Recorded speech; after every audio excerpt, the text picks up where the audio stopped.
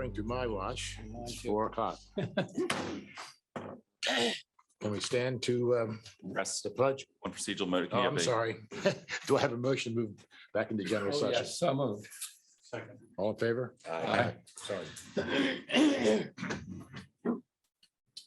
I pledge allegiance to the flag of the United States of America and to the republic for which it stands, one nation, under God, indivisible, with liberty and justice for all. A moment of silence.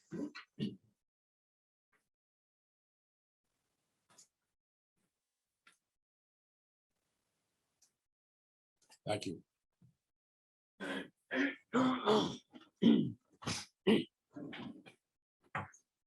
We're on item 5, revisions and or deletions to the agenda.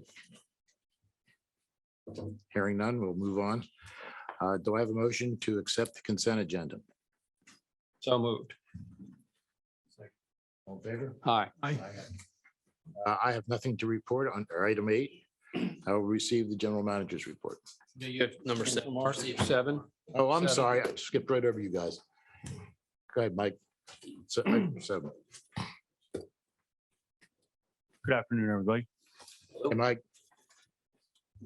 So I'm moving on to our report. The equalization pump control panel and VFDs have been replaced. Everything's working well. It's hooked into SCADA. Everything's right as rain. So, moving on to the filters. Train 2 deragging was completed beginning of last week. We put train 1 back online with no issues. We did have some issues with our maintenance washes as indicated on the Suez report. Rich will discuss that. As we pursued discovering why that was, we found that there was a mapping issue as to which pumps actually were operating during the maintenance clean on the Suez controls. After further investigation, we found that there were some hardware issues causing an air leak, and the pumps have been restored, as well as there was a fault that was not clearing without Suez's direct programming to take that out. After that had been cleared, we then started the maintenance cleaning without any problems since. So we did receive a report from Suez. Since our report was submitted, it was distributed yesterday, and all the maintenance washes were logged, and the TMPs were back to normal there. So Along those lines, can you talk a little bit why it was 5 or 6 weeks that there was no cleaning or hypochlorite cleaning done or maintenance cleaning done on the filters? that's what Rich was That just was discussing. that was through the process of elimination. There was some hardware that was in between on the backside of the pumps by where the concrete wall was that was difficult to observe. So through the process of elimination, it eventually came to light that that's what the issue was. Also, it was uncertain as to whether or not it was the fault that was initiated by the failing hardware or the failing hardware that was keeping that. Okay, that's the piece I was looking Right. for. So So both of those have been eliminated and restored. So in the future, we now know that if that fault ever does arrive on our computer and is unclearable, to contact Suez in order to expedite reestablishing those cleanings. And the cleanings are automated, and we can't tell locally if they occurred or not. So we can tell via Insight, and we learn from this experience that we'll be checking Insight to verify that the cleanings are being done. Moving on to pump stations, the automatic transfer switch for the generator at pump station 8 is scheduled to be replaced next week.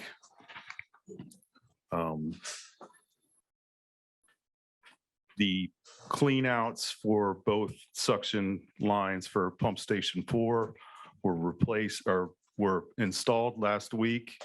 Everything's back online. Everything went well.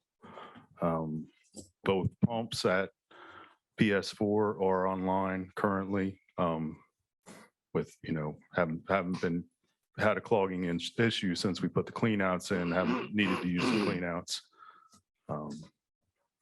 So moving on next week to PS9, where Sprig's going to come in and replace the internal piping to the wet well, connecting to the force main. And then On the pump station piece, I see we're waiting for an electrical contractor. Do you currently have anybody on your staff that has an electrical license at that level?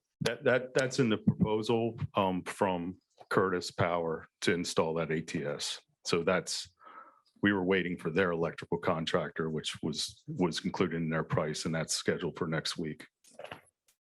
So still the other question. Though, We do not have okay. a licensed electrician in the state of Delaware.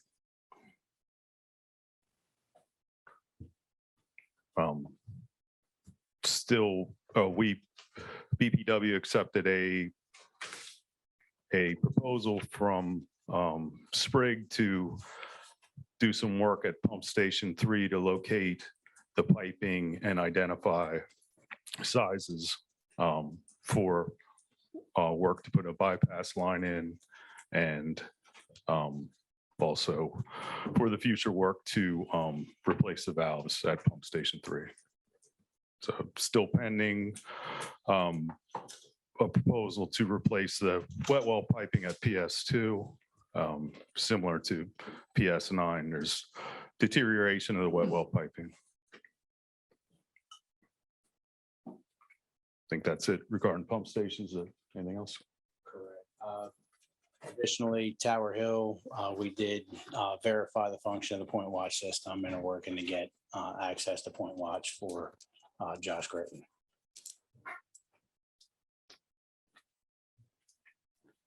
Those are the major items I wanted to cover on our report. Does the board have any questions? I know you had a project plan that you wanted to see. Does this meet your expectations, or that was in the last meeting? You want a high level project plan? I'm not sure that it covers all of the items that we've talked about, like the temporary transfer pumps at in the chemical building, the replacement of the sumps in the electrical manways. We're soliciting pricing to replace the pumps and electrical pricing to restore the power in the pump in the manhole for the manhole pumps. For the turbidimeter feed line, we received all the parts. We haven't done the work yet. It's not the highest on our priority. We're taking higher priority tasks and completing them first. Yeah, but I guess to the point where Earl brought up was that to at least include them in the projects list. Okay. So that we keep visibility on them and, we don't Okay. lose track of things. Yeah, I mean, as we discussed, whether to put them on the report, I didn't think the direction was to put them on this report. Well, and once again, as I said last time, I don't care whether it's here or a separate punch list item that keeps track of the projects, but just something that was provided. Okay. Yep. It probably would be better if it wasn't in the report. Mhm. This way, because it's a living document that moves on with time. Mhm. But I leave that to your guys' discretion. Yeah, I mean, we have internally, but we can share a document with Austin. So that's what you're looking for. It says currently Infomart has 5 full-time employees and 2 part-time employees. Can you talk a little bit about your use of contractors for membrane cleaning and other items? What do you see going forward with that? For corrective items that are out of our expertise, yes, we'd have to use contractors. For the membrane Understood. cleaning, we, as as we discussed, we did not anticipate the amount of hours required to clean the membranes. We've been using contractors at our cost. And we plan to use them to moving forward until, Right, so I mean specifically, when Austin and I were over at the plant, you were cleaning train one at that point. It was in progress. Can you talk a little bit about what the results were of the cleaning of train one versus prior trains or train one a year ago? I mean, are we seeing betterment in the flow? So as far as the overall ragging that's occurred, it has diminished slightly. However, it was still significant considering that train one had been cleaned prior to the installation of the temporary screening dumpster for separating out the rags. So until we get into two, we really won't be able to compare properly because of the additional screening that has been taking place due to that temporary measure being installed. But as far as the overall function of the train, it according to the last report, the function is restoring and it is functioning well, according to COS. And along those lines, there were 6 fibers that were damaged. Was that the extent of the fibers that were damaged? On that one module, yes. It was actually 10. But yes, that was the extent and it was localized to that one part. So Oh, that's great. likely So it was something local that just happened. Yeah. Because I knew you hadn't finished the remaining ones and I was curious if you found anything. yeah, nothing further was disclosed. based on where the TMPs were a year ago, and we're kind of on the same schedule as we were on last year. TMPs are lower this year than last year. We had elevated TMPs as we were going through cleaning all the modules. None of the TMPs are elevated at this time for any train. And under health and safety, it's great. You guys have worked a year and a half plus without any lost time accidents. But it says Infomark staff have worked. Were there any reports of accidents, lost time incidents with the contractors you have? No. Okay, that's good. I know in the last meeting, we talked about trying to get more information about hurricane preparedness. And you guys were going to go out to some of the other people that you worked with, other firms. Were you guys able to do that at this point? We have not in addition to what's in our emergency response plan. Okay. If you could see if anybody else has anything we can leverage of other people that you serve, anything we have would be helpful. Thank you. Along the lines on the project side and the Suez reports, and we've talked about it many times before, the oxygen level and the anaerobic and oxidation point, what the plans are to. See, they're not licensed operators in the state of Delaware. We adjust the air to meet our permit. So at this time, our ammonias are very low, which means we have plenty of air, and our nitrates are high. So we have too much air. So I would, appreciate if she would not comment on the DOs as per the biological process, but that's, Richard is making adjustments daily based on our process test results. And right now our nitrates are high. So we keep cutting air. And that process is, we have to have an anoxic zone to denitrify. And an anoxic zone is a DO level below 0.3 milligrams per liter.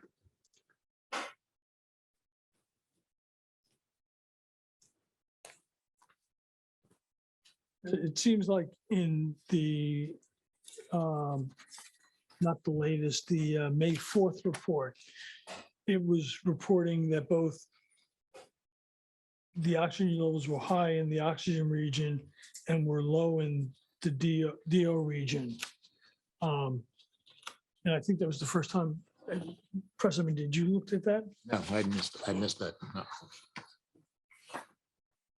Yeah, I mean, we don't have DO probes in the anoxic region. So there's an aerobic region and there's a pre-anoxic, which is another aerobic region. So, you know, that's what I'm saying. We have to adjust those levels to meet permit, and that's what we're doing. So And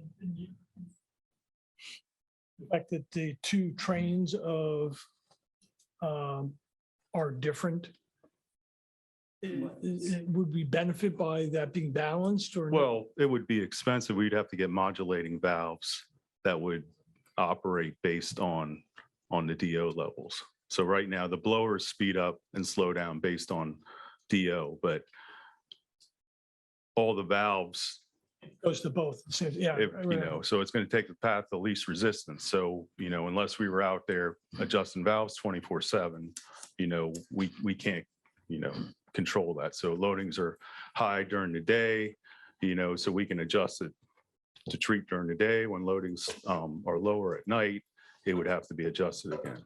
So it wouldn't be a simple fix. Trying to find a healthy balance between both of the trains, which do join at the header and mix. And that's where our effluent composite sample. Well, I think, you know, going forward from a report perspective, we'd like to have some sort of agreement between you guys and Suez. This way, it wasn't commented on every time. Okay. And it was only as appropriate if they're above or below the limits. Okay, I'll ask her for her Delaware wastewater certification, and if she can present it to me, then, you know, she can continue to comment on how we are to operate our biological process. But, you know, I don't think she has one, and he does, and so do I. So I think, and I'm not trying to be smart. It's just, you know, we're doing the best we can. We're staying in permit, you know, we're checking the process every day, making adjustments, and you know, the Suez, the performance of the membrane system. I mean, that's what they're experts in, and we'll follow their advice regarding that. Yeah, to be clear, I am not a licensed operator or, you know, an expert in this, but I read the Suez reports. And then I don't see it elsewhere. And I would just prefer that we got some sort of clarity Okay, so that and the board understood. We and the would as public well. understood. We would prefer that, you know, we had some clarity. So we'll reach out to Suez. Okay, thank you. I look at the fluent numbers, right? There are no violations on this. And just to make sure everybody is square, the BOD load can be 188 to 288. We're at less than 15. Nitrogen load, I saw that somewhere, it can be 100 pounds average. We're at 26. So what's coming out of that plant? And I know you know that. Yeah. What's coming out of that plant is really, really good. And it's designed to be that way, but it just wanted to put that out in the public. Even phosphorus, it's just, the numbers are really good on all this. And that's what dictates Yeah. our process changes is to get those results. Not, and everything you said is correct. I just wanted that to be part of the record as well. I Yeah. didn't mean to. Yeah. I've said this before. I think this is some of the best effluent in the state. I think this plant operates better than any other plant that I'm aware of. As far as quality of effluent. It does very well. I mean, even the TSS, I mean, it can be 288. We're at negative, we're less than 40. Out of there is good water. Okay. Anything else? Thank you, gentlemen. Have a Thank great you. evening. Thank you. Have a good evening.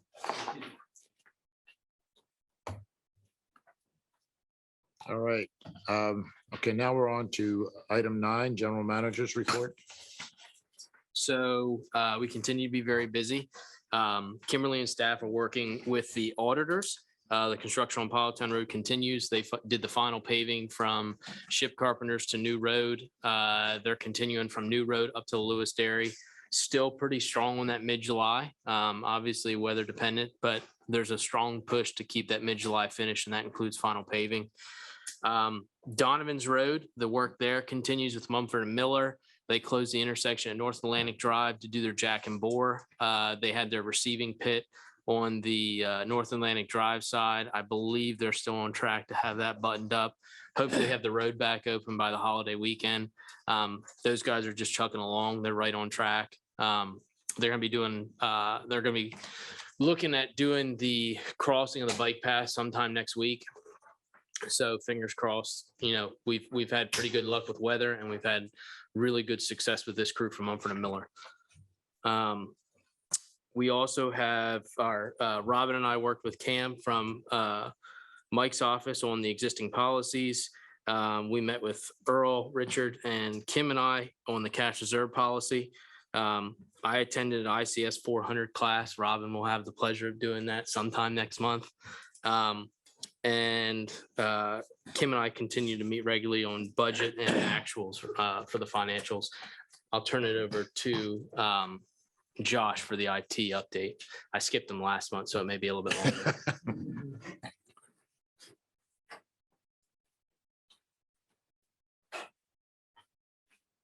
Thank you. I'll try real hard not to waste your time.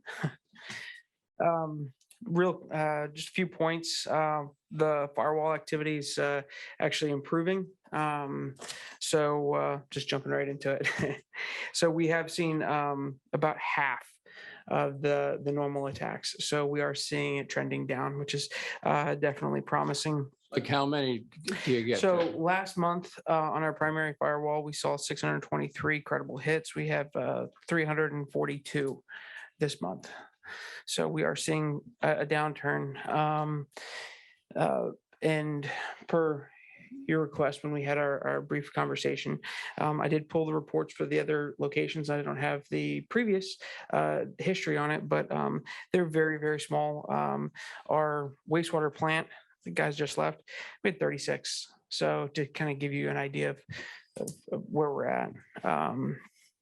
It's just they don't have the activity that we do. These are hacks to kind of shut us down. These are they're not serious like hard, but they are. If it got through, it would be a problem. We'll say that. But I wouldn't say that it's somebody that's like really trying to hone in. Their bots mostly. Okay. We are seeing just as Richard and Mike were talking about, I did see a lot of activity on the firewall through the VPN through GE.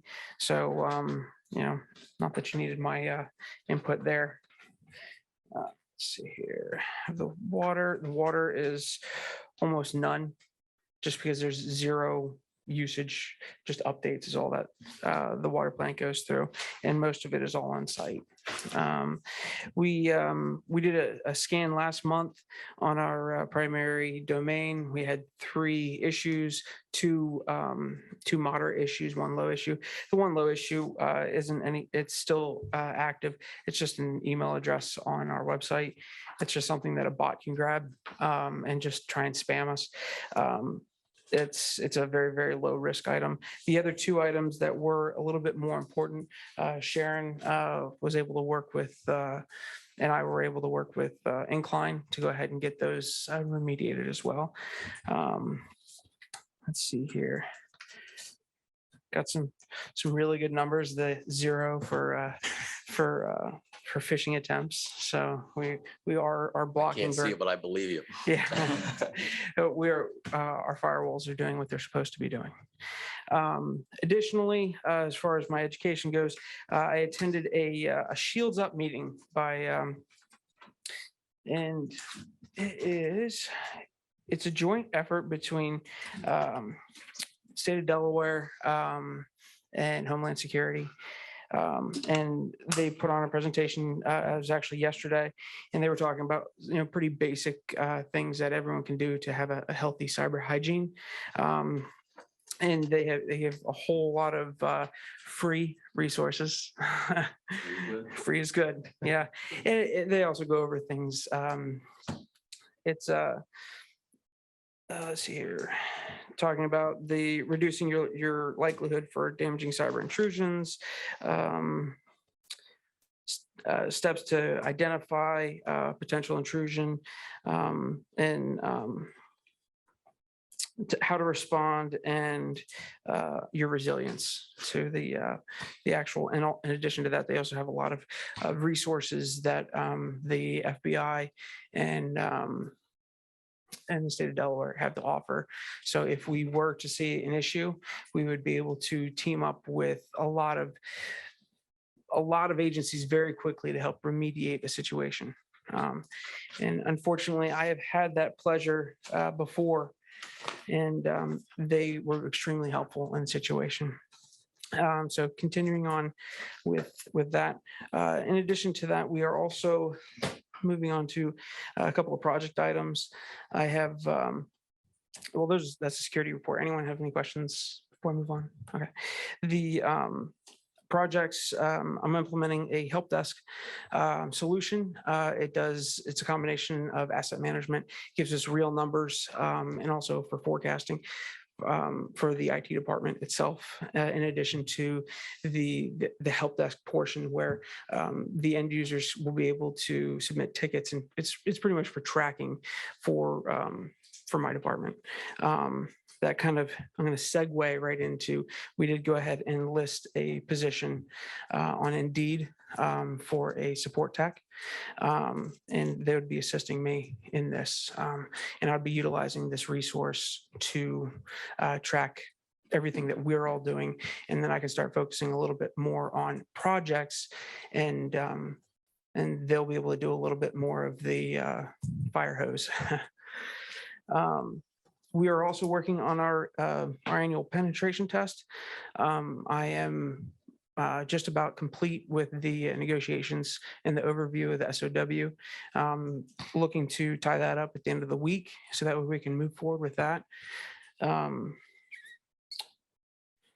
And the penetration test is just something that most organizations try to get to annually to make sure that if you have weaknesses, we can go ahead and fix them. Basically, we're paying ethical hackers to make sure that we're compliant.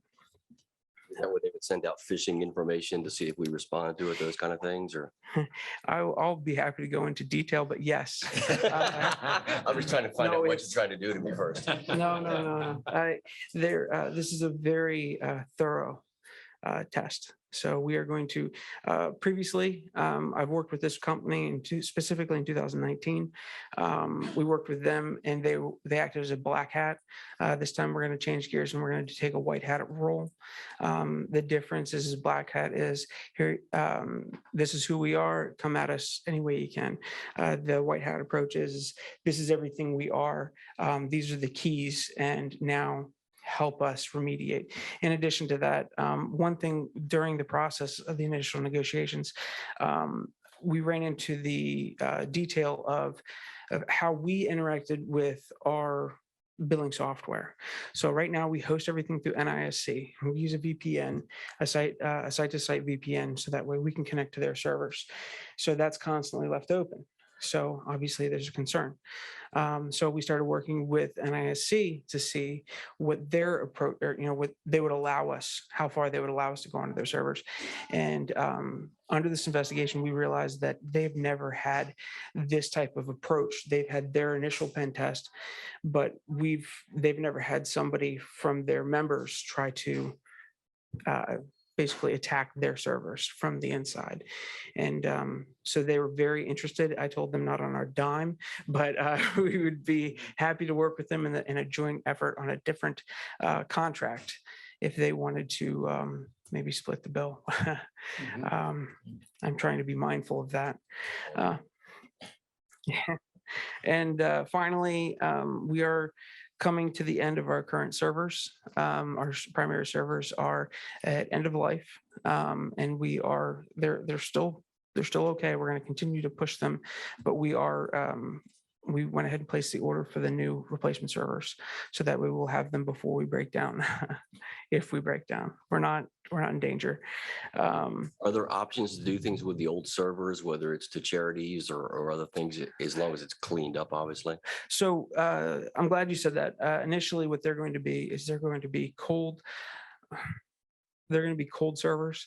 So if we had a situation where we went completely down, not necessarily from a hacking event, but more so if, the building burned down, we would have a set of hardware immediately. And we could just basically turn it on, restore it from a backup that we have on a different location. And then we could be up and running in hopefully hours as opposed to days or a week plus. So do we own our old servers, I assume? Yes, we do. What do we do with them once we have the new servers? That's where I'm going to relocate them, and then I'll turn them on. They'll get their regular updates. So it'd be like a backup? They kind of will thing? be a Okay, got it. backup. They will be a backup. Okay. And after 2 years, then we'll go ahead and retire them. And then at that time, we can consider donation. Yeah. Obviously, they have to go through. Cleaned. Exactly.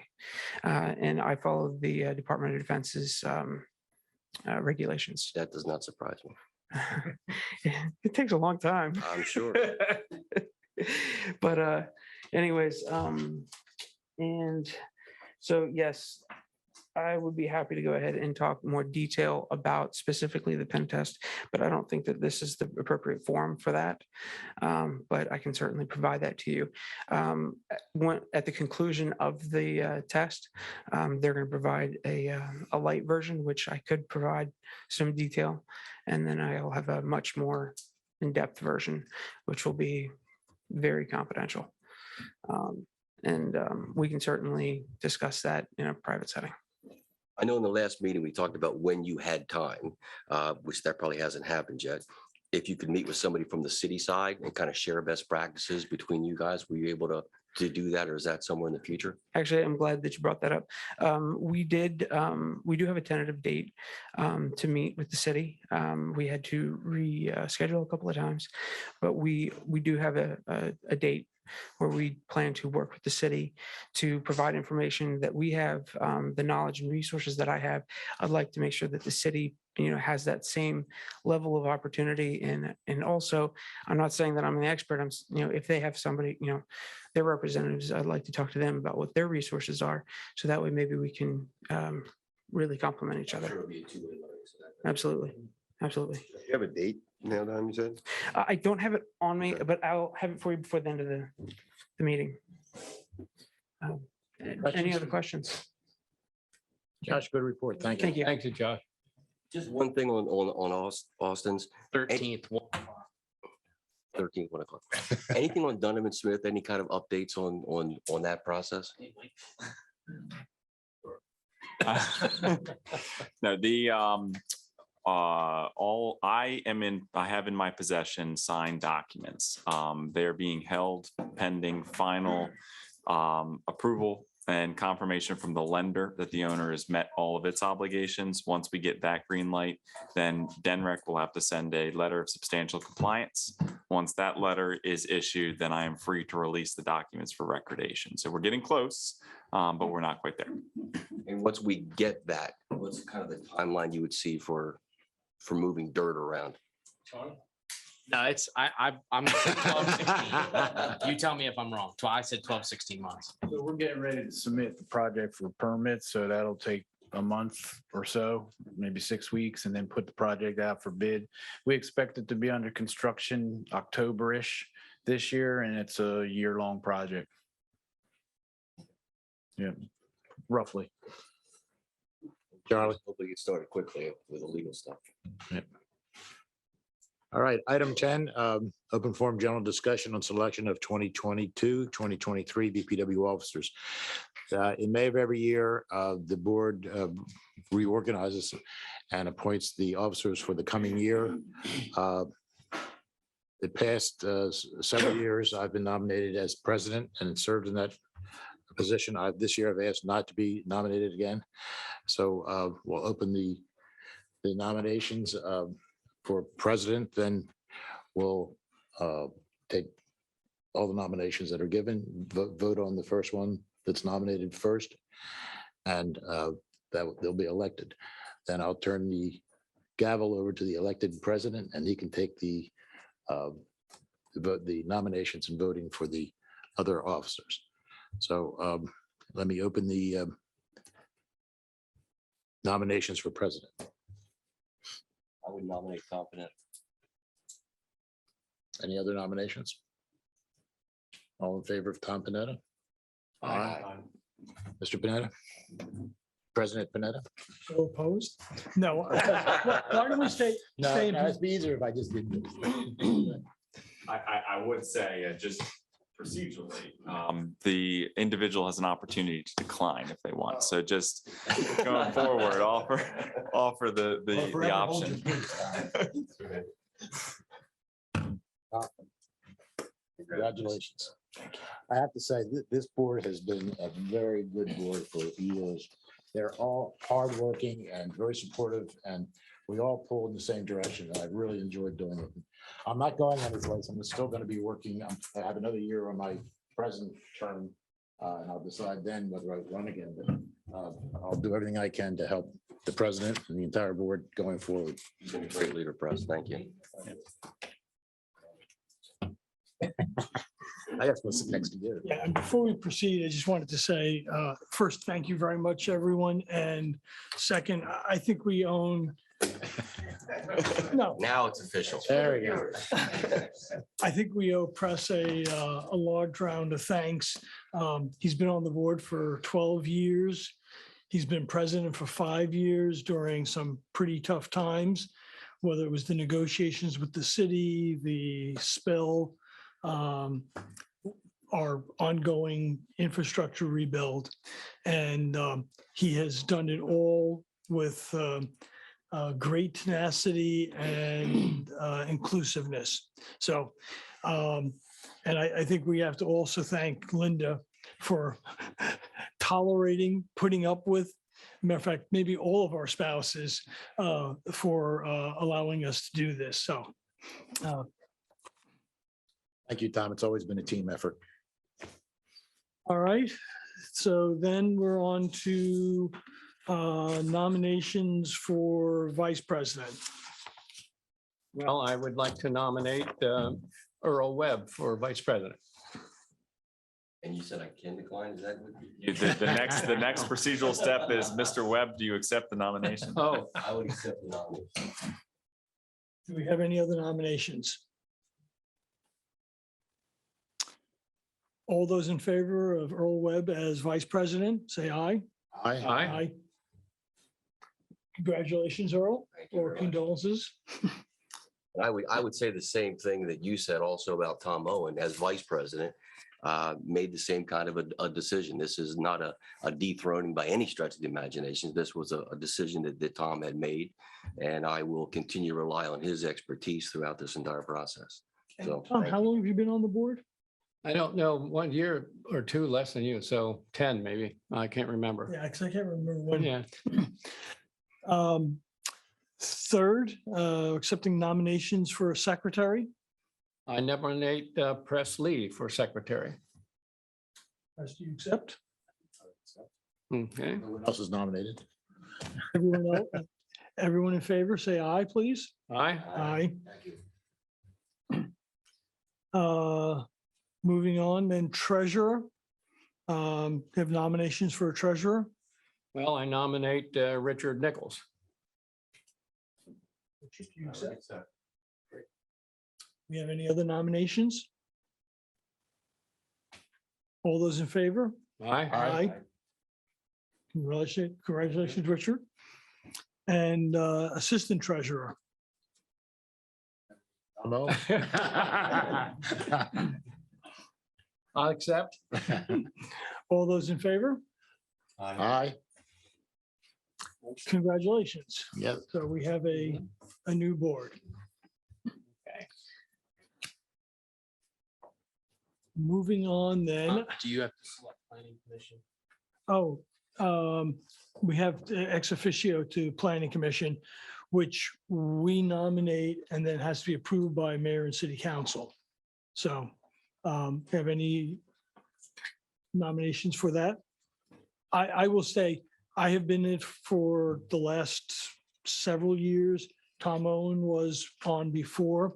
I have decided to step down. I think it's time for new blood on Planning Commission. And it's the right time for a clean slate there. So I will not be performing that function. Tom, you've done it before. Is that something you'd be willing to? Sure. Oh, yeah, I'll be happy to do it. So I guess we have to vote on that. All in favor? Aye. Aye. All right.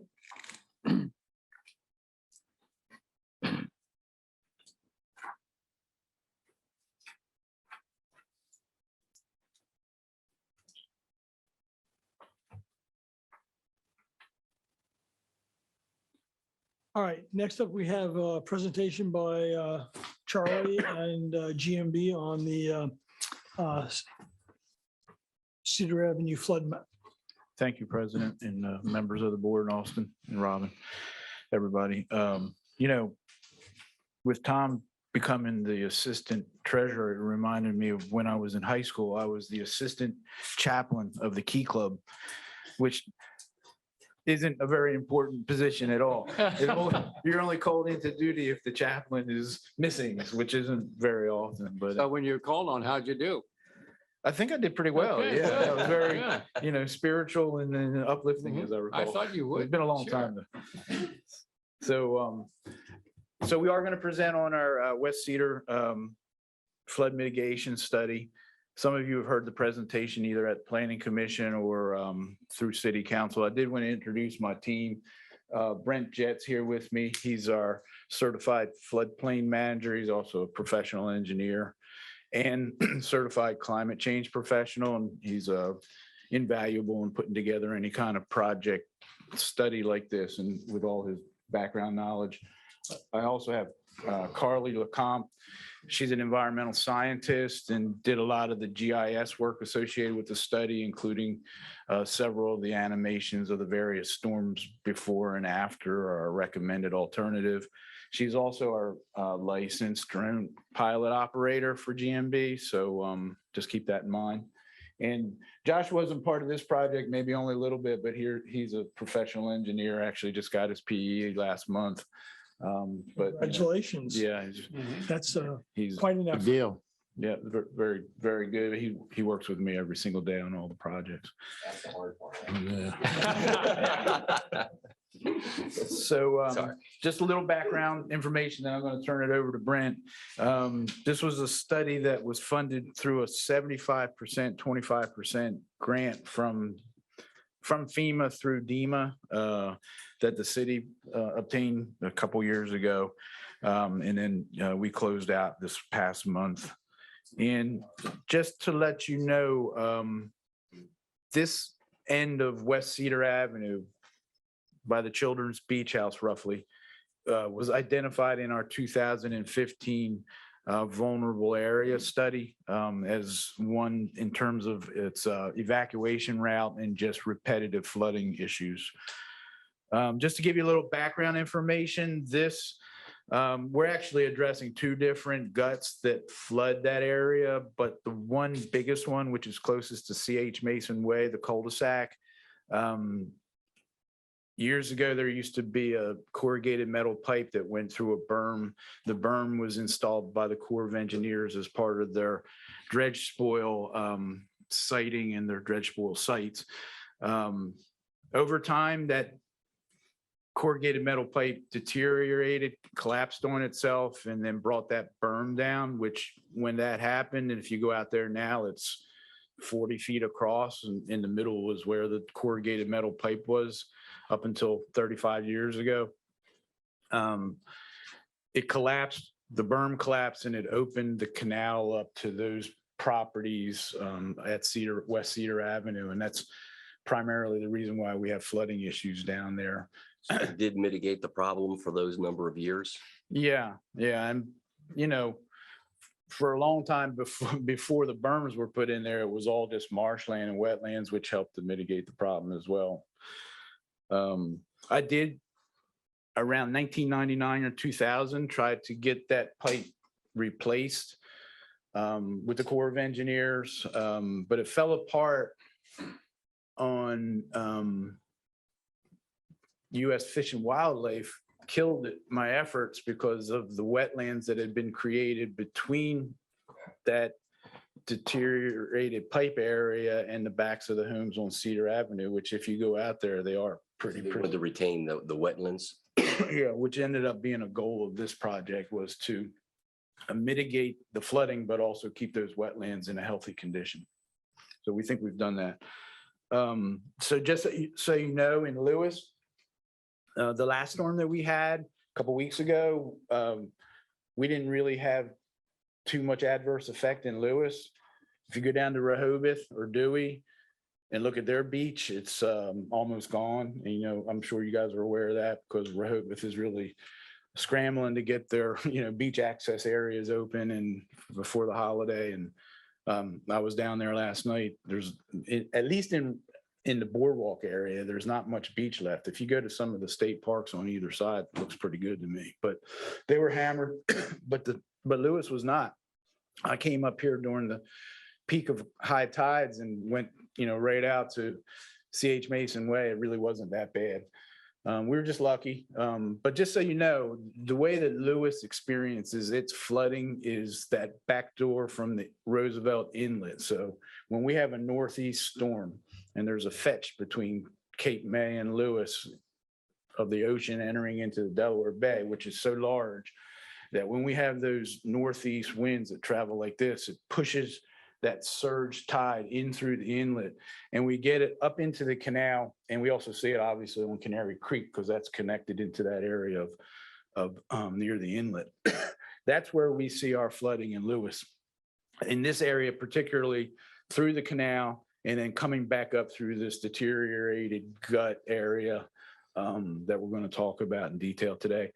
So just so you know that, and interestingly enough, the beach itself is higher elevation than like the canal side of Cedar Avenue. So that's where we see a lot of our flooding is in that way. Is there any flooding that's attributed to water actually coming up through the bottom of the ground as the water tables increased with storms? I mean, not so much. That's something that we've got to keep an eye on because that will, as sea level rises, Brent will be able to speak to that a lot better than me because he's a professional at it. But as sea level rises, that level will come up as well. But I don't know that we see that right now, Earl. We see flooding from surge tides. We have issues with really, really heavy storm events and getting the water out of this area to the canal, which we're going to talk about. So just so you know, our study purpose was to consider and develop cost-effective alternatives to meet these goals of mitigating the flooding in that area, and then also keeping those wetlands alive, like I say, cost effectively. What we're going to do today is show you historical flood events that we're all pretty much aware of, like Winter Storm Jonas, or in October 2020, we had a nor'easter event that was significant and flooded the area. Also, October 2021, we had a significant event. We had two back-to-back nor'easters in 1998 that I remember that really flooded. So we looked at a whole series of surge tide events that we've experienced with the idea that everybody would kind of be able to remember those, but also they were some of our highest events as well. And also, just to let you know, we did consider sea level rise in everything that we did, and we'll talk more to that.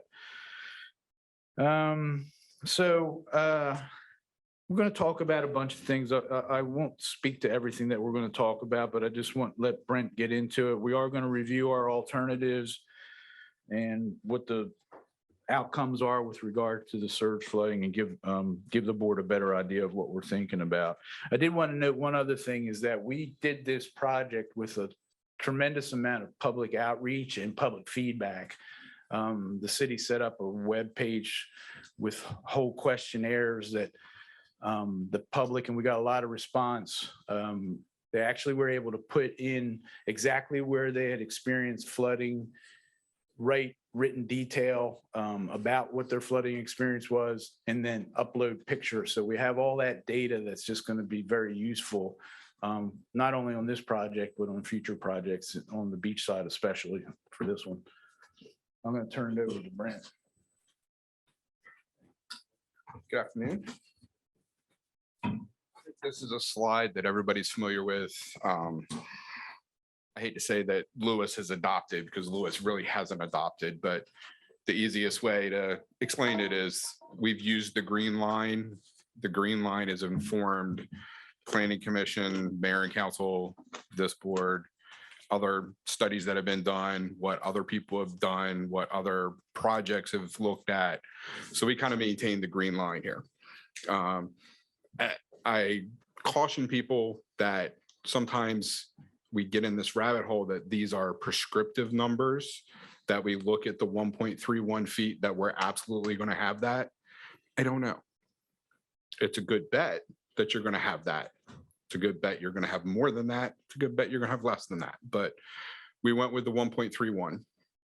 With the mean high tide or mean high water of elevation 2, that puts your standard high tide on a normal sunny day at 3.3 in the future. And it only goes up from there. We want to be resilient. We want to be able to come back, thrive, live in that area, not have it just go away. It's a huge tax base for the town. It's a huge enjoyment for the people that live there. So there's a nice little balance for everything that's going on. Next slide. So this shows the blue. You don't really see the mean high water with that much effect in 2050. But when you look at the orange, that's the standard sea level in the future. Not high tide, not low tide, just standard sea level on a sunny day like today without a northeast wind, without a full moon, without a storm surge. As you can see, there's a pretty good effect there. But one thing that we did realize on this is it's not just the gut closest to Roosevelt Inlet that's causing the problems. There's a secondary one in between the two spoil sites that also is feeding that. So when we first met with Denrec, the large orange piece between Cedar Street and the spoil site is pristine marsh. They wanted to keep that healthy. They wanted to keep it fed. Gets fed, twice a day with the high tide, in and out. So that was one of the goals that we kind of had to put in the back of our head. Anything that we came up with, we needed to keep those thriving.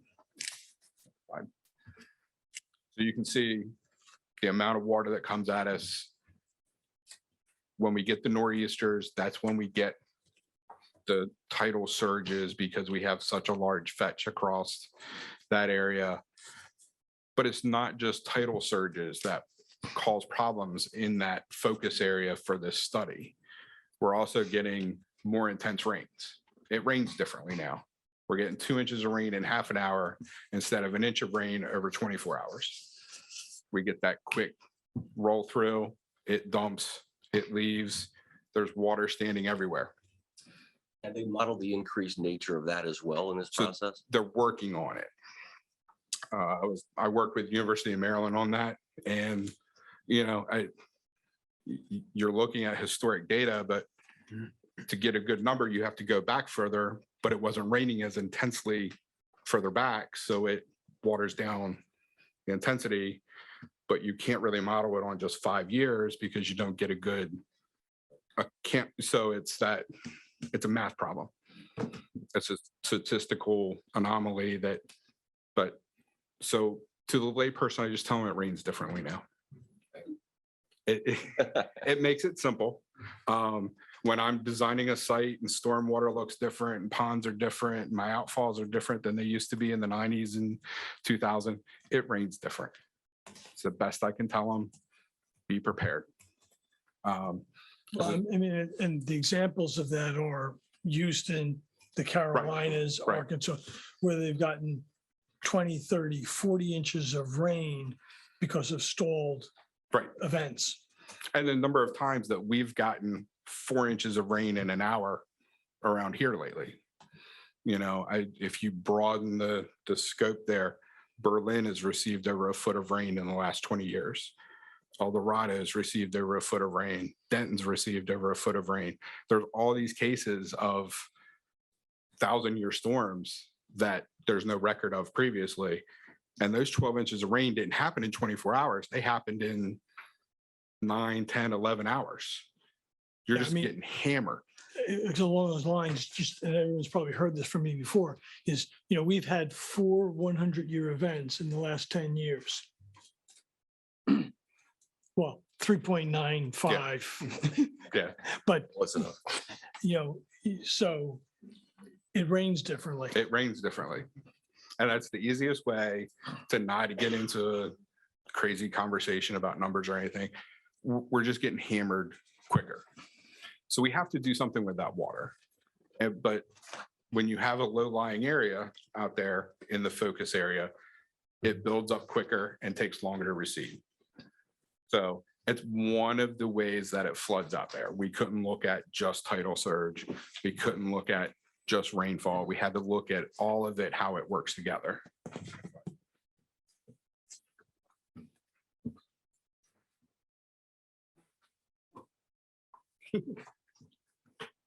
So I think the next one is just a couple of pictures from, I think it's from Jonas. Someone call IT. So, We've been hacked. Yeah. so there is a professor at the University of Maryland that was looking at the intensity rates. And what the hope was that she could put a package together and talk to SHA so that instead of designing for a 25-year storm event, they can design for a 50-year storm event, but understand that the 50 in the future isn't necessarily the 50 now. But it always falls back to the governing body and the dollar. So what we can do as the presentation to the people that make the decisions is present options and say, hey, I can pass the 25-year storm in an 18-inch pipe, but if you were to bump it to 21, I can get the 50 through there without any problem. And here's the dollar difference. That's kind of what her focus is for this. But every outfalls, if I'm not mistaken, goes basically into Tidal the water. canal, into the canal. So as we add more developments, those developments are going to want drainage, obviously. Yep. That drainage is going to go into the canal. So we are continuing to put more and more water into that canal. Would eventually would get there anyway. Eventually, it would- but slowly Right. versus quickly. Right. The good thing about the canal is it moves quickly.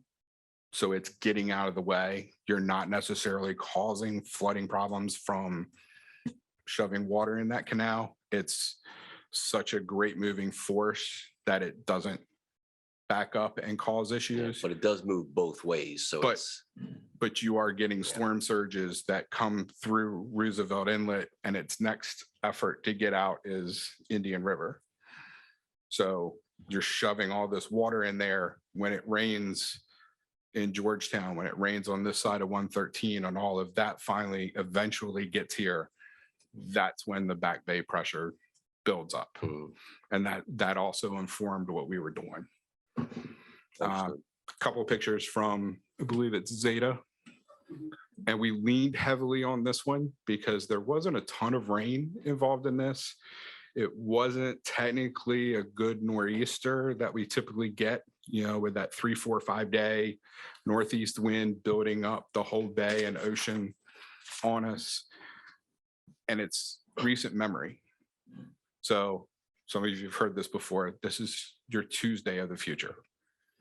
This is your dress rehearsal for 2065 to 2080 every day. If we do nothing, this is a standard day. So that's why this one was really important. It didn't stick out. You know, it wasn't top 6 all time. It didn't break any records. It didn't, you know, it was a nuisance.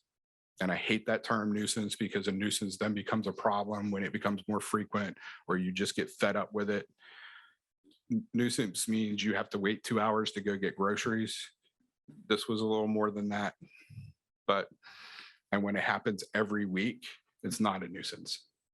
It's an issue. So, next slide.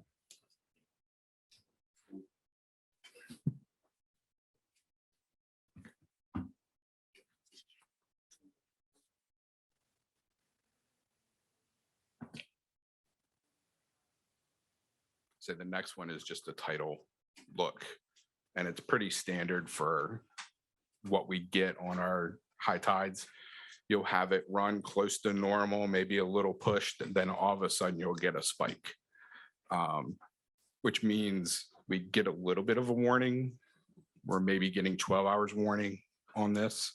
But it's pretty much coming at us fairly quickly. Do you have models that would be able to predict in what time frame would we expect something as large as making up a 9-foot flood? We haven't gotten there. That's where we lean on the Weather Service. And I've got another slide in a little bit that kind of touches on that to some extent. But this is Jonas, and you can see how it, 2 high tides prior to the spike, it was dead on the projected. And then it just jumped. So that's one of the other things that informed how we address things. We can't have this, we're not getting 3-day warning. We knew Jonas was coming, but you might be able to do something in that regard. But right now, when the tide is coming, it's coming. The past 2 Octobers, I'm not going to say blindsided, but we really didn't expect what we got out of it. Those 2 high tides, I think that both were on the 29th, kind of came out of nowhere, which is the anniversary of Sandy too. So nice little present for that. Next slide. Good. So a couple pictures from Jonas. As again, you can see, you can't see the roadway. That becomes an issue for passage. It becomes an issue for getting out of your house, going to work, going to dinner, going to wherever, family coming to see you, emergency vehicles getting down the road. It's an issue. So we wanted to address that as well. One of the things that we did, I understand we had the question before about the 62 storm is kind of the bell cow of actual water level on the beach area. At the NOAA tide gate, Jonas was higher, but it may not have been realized. The model we showed, we took the actual data from the tide gate and applied it to this area. So there could have been, because of beach replenishment or how run up or how it all operates. But we took it and put on the previous slide, the heat map, the highest elevation in there was 6.64. So the highest observed water level, 6.64% or 4, feet, I assume. Is that above normal tide? How is that measured? That is a baseline is 0.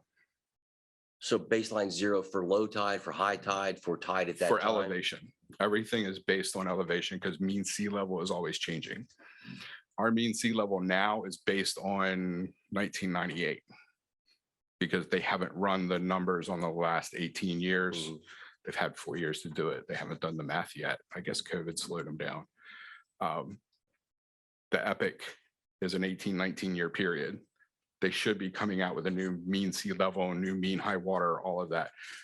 But the NAVD 88 at 0 is always going to be 0. Okay, because I'm not as smart as you. Can I ask it a different way? Yes. There's a sign on the road that shows where the flood level was during different storms. Mm-hmm. That 6.64, would that be on that sign? So the 6.64 is. You know what I'm talking about, right? At the NOAA tide gauge. Okay. It wasn't necessarily what was realized on that road. Got it. Okay.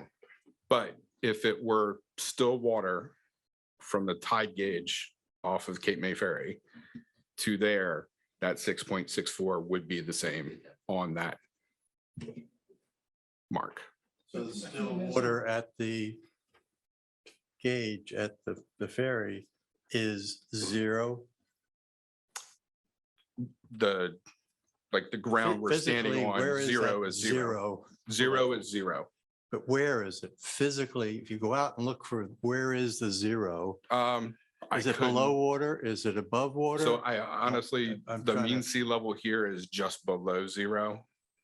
But again, that mean sea level is based on 1998. We've had sea level rise since then, so mean sea level is probably above zero now. Yeah, these elevations are all pure elevations. They're It's pure, like yeah. saying the Yeah. Himalayas are 25,000 feet. So, it's from a surveyor's perspective, you work backwards. Okay. And it doesn't necessarily mean that at any point, the water meets the land at zero. Okay, Maybe to I'm get- looking for a physical I agree. elevation that you Maybe, can, maybe to give it some perspective, based on your question, is that this was 4 feet above the expected high tide for that period of time. So that's, 4 feet's a lot, what's that relative? So to are you the surface saying- Of Savannah Road, I don't know for what. instance. Savannah Road's So, probably. Cedar is approximately 4. Okay. So this would be over 30 inches, 32 inches of water on Cedar Avenue, all the way down, On top of the 4?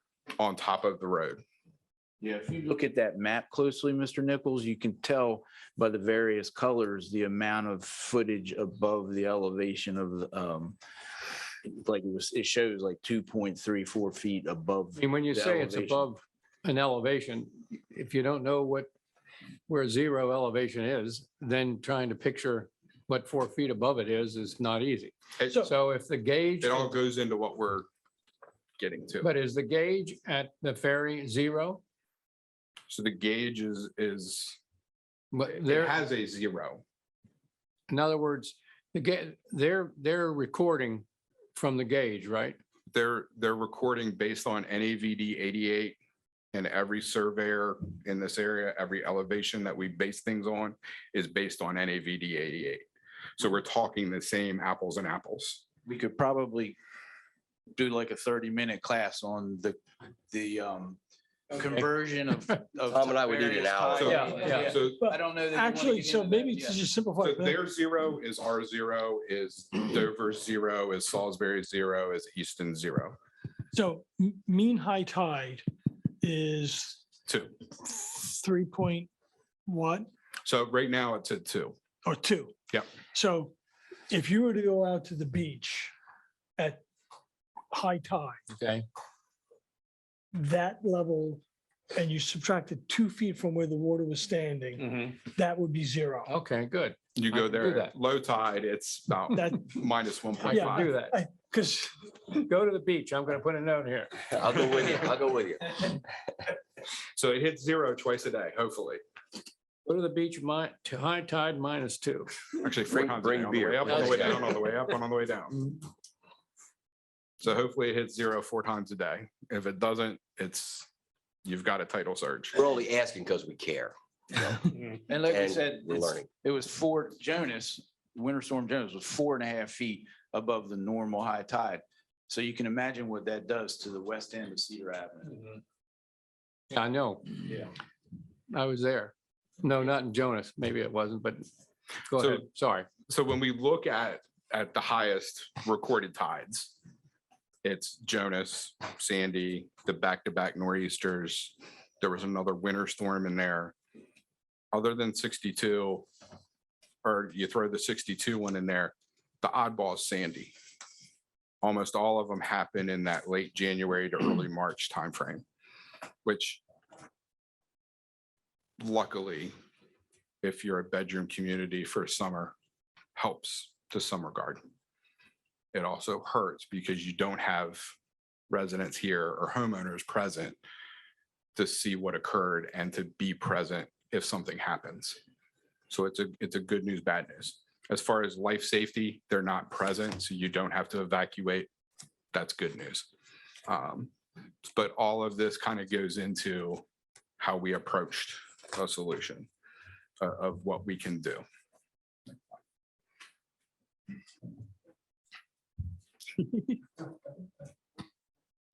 The next While one, while he's searching for that, so if you look at Roosevelt Inlet, Mhm. which is a maintained waterway, and I'm Yep. sure someone's responsible for that. Are there different agencies that would provide sand, refilling sand in that area versus other parts of the beach? Or is sand replenishment done universally across the beach? I'm going to say Army Corps is going to probably come in, thump their chest and take the lead. And their responsibility would be for the entire beach or just for the parts up by? Currently, it's DENREC and Army Yes, Corps they are are, yeah. responsible for the entire beach. The entire, Everything that side of the dune or the turn around, bay side of the dune. okay. And no delineation for things closer to the canal, Roosevelt Inlet. So that becomes pretty much DENREC at that point, and the user. I say the user because we got in this discussion, whoever uses the spoil sites is responsible for maintaining the spoil sites. So if some private entity comes in and wants to utilize the spoil sites, they have to maintain it. They have to make sure the gates are in good measure, the access road, the vegetation, all of that. If they never touch it, they don't have to do anything. If the city wants to use it for spoil sites, they have to maintain it. Right. If DENREC wants to use it for dredging the canal, they have to maintain it. Is there any advantage to our canal being dredged? Honestly, I can't say yes or no. Everybody believes that it adds more volume. It's more volume for the ocean. Right. All So stone you're level. you're looking at a grain of sand in a swimming pool. Right. It really doesn't make that much of a difference. The only thing it would make a difference for is probably the velocity of it moving through there, which could lead to erosion on either side. So it would move faster. It might actually move a little bit slower because you That's what I put more thought. water Yeah. in there, but it's in pretty good condition. The marshes on each side are in great shape now. I don't like, Mother Nature finds a balance. I don't like messing with it too much if I don't have to. And that canal does a really good service as it is, in pretty good shape. So, Now, when I talked with University of Delaware years ago about it, they had suggested that actually dredging could accelerate erosion on the shorelines because you have more of a slope could. downward and, depending on So- how you dredge it, right. Yeah. And the fact that DENREC is only, or Corps of Engineers is only going to dredge the center line.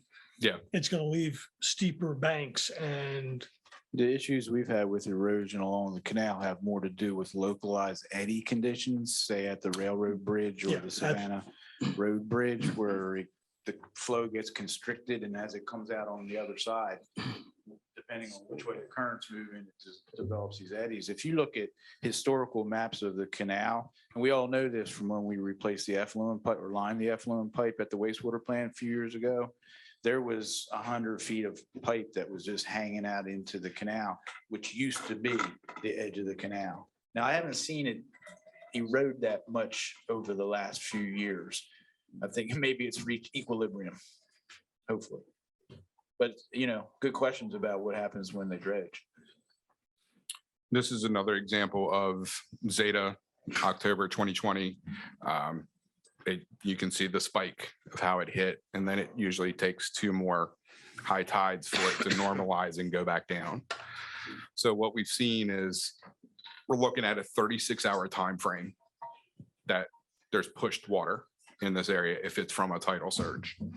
So we can't just go, okay, well, wait 24 hours, and if the water's going, you're okay, because it's not. A rule of thumb in public works is, if the bird bath is gone in 24 hours, you're okay. It evaporates, it moves, it finally finds its way. This is proving that 24 hours doesn't solve that. So that goes into kind of the solution and the matrix. Next slide. Okay. So you asked the question about National Weather Service and kind of what we get warnings. The next one is a National Weather Service slide. like I say, it rains differently. Everybody has a different definition for flood. Some people, oh, I've got flooding in my yard. I've got flooding in my bathtub, in the bathroom. I've got flooding everywhere. Everybody's got a different definition of it. Luckily, as an engineer, I can lean on somebody else to have a real definition of it and utilize that. The National Weather Service sets their flood elevation, their minor stage, at 3.37. If you remember, high tide now is at 2, 50% of sea level rise, it's 1.31. You're basically at minor flood stage every day in 2050 on a normal day. That's a problem that we have to solve. This one.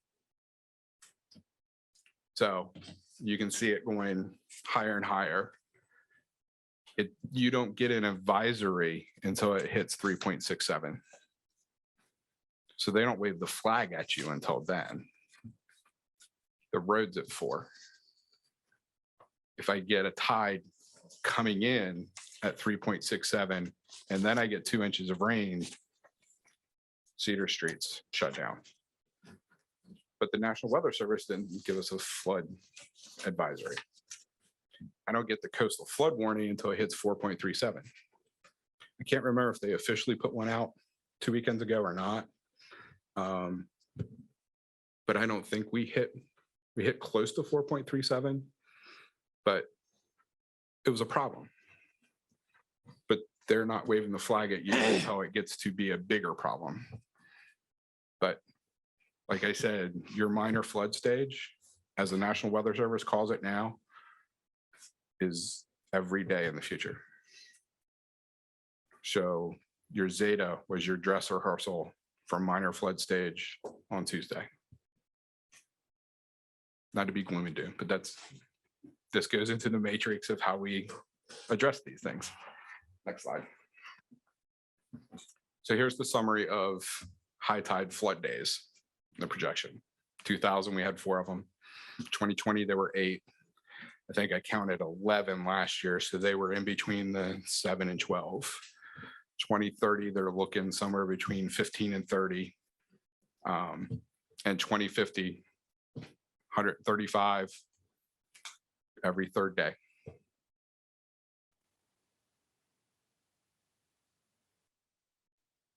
You're no fun. I'm a realist. Hey, I wear my gray I'm hair. gonna grow mine too. Next slide. So when we get rainfall, it tries to get to the marsh. If I have a high tide and the marsh is full, the rain can't get there. That's when we end up with situations like this. When I have a tide surge and there's no rain, it comes in the other way. So you're just getting battered from both sides. If I have a high tide surge, really good surge, and a really good storm event that drops 4 to 6 inches of rain, nobody's going anywhere. But again, this is how we're trying to address things.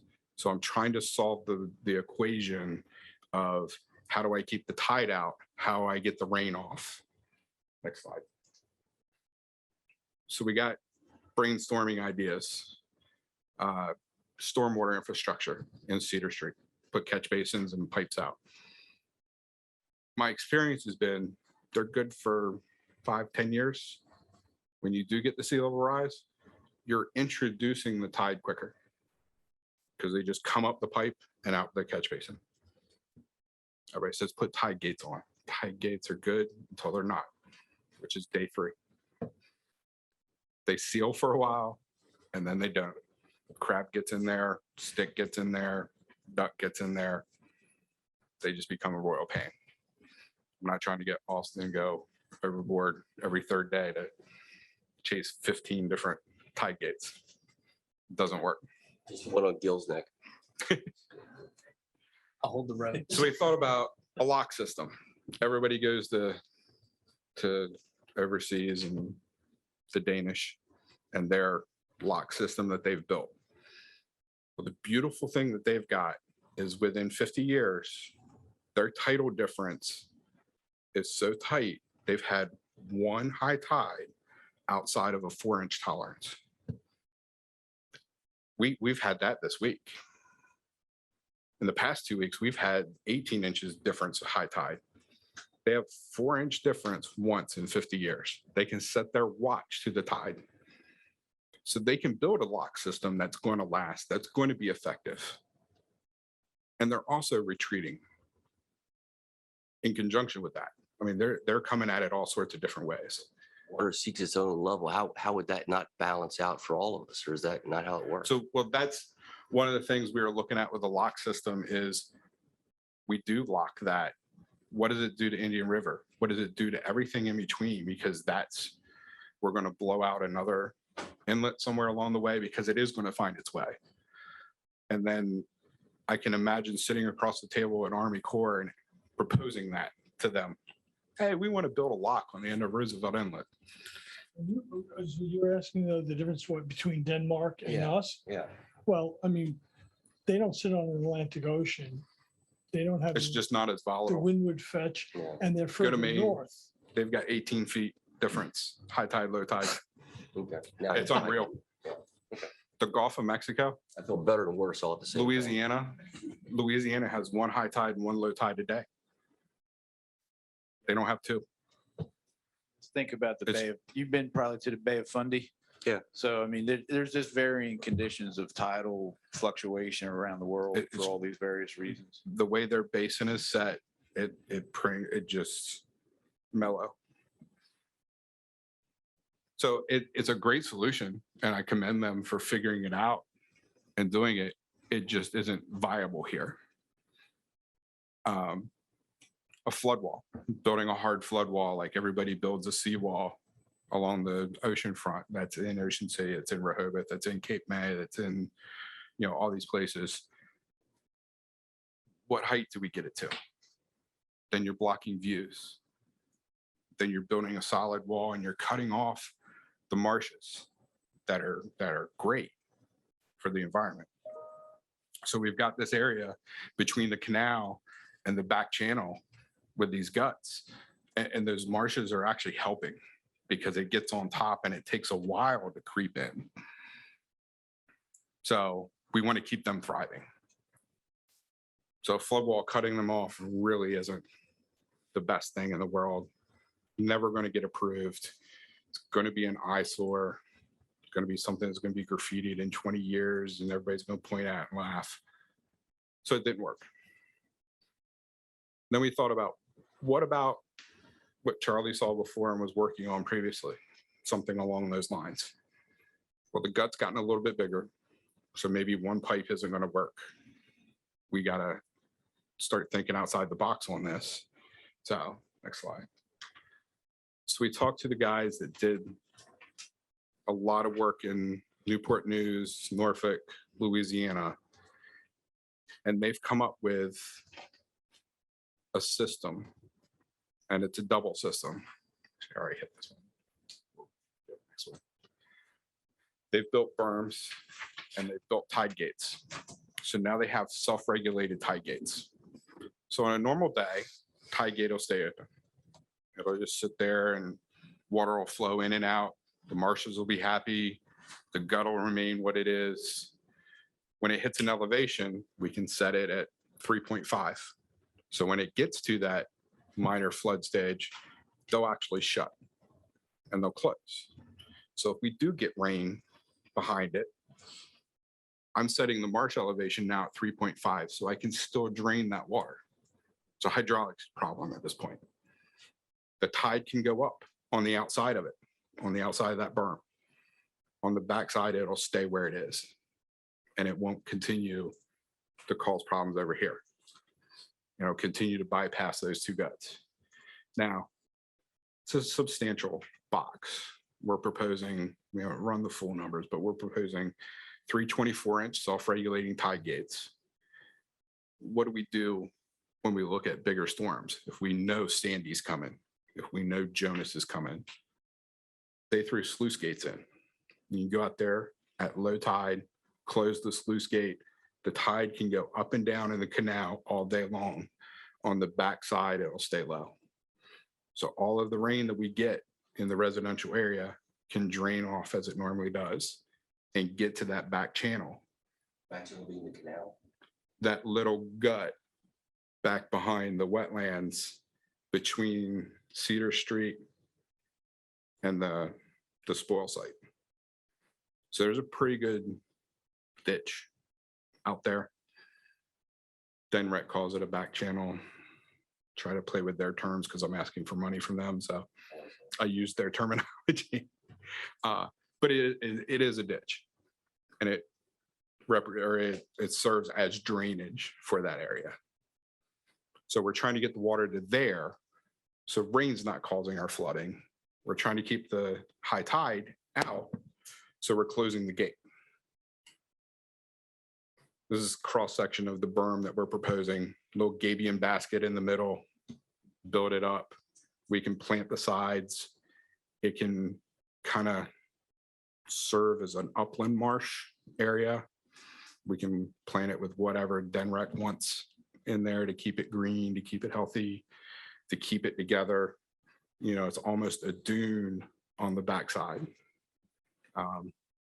Next slide. So just a couple things on that. The important thing to remember is we have the 3 self-regulating tide gate valves at each of these 2 locations, each of these 2 guts, that'll operate normally under regular tide fluctuations up and down, even surge tides.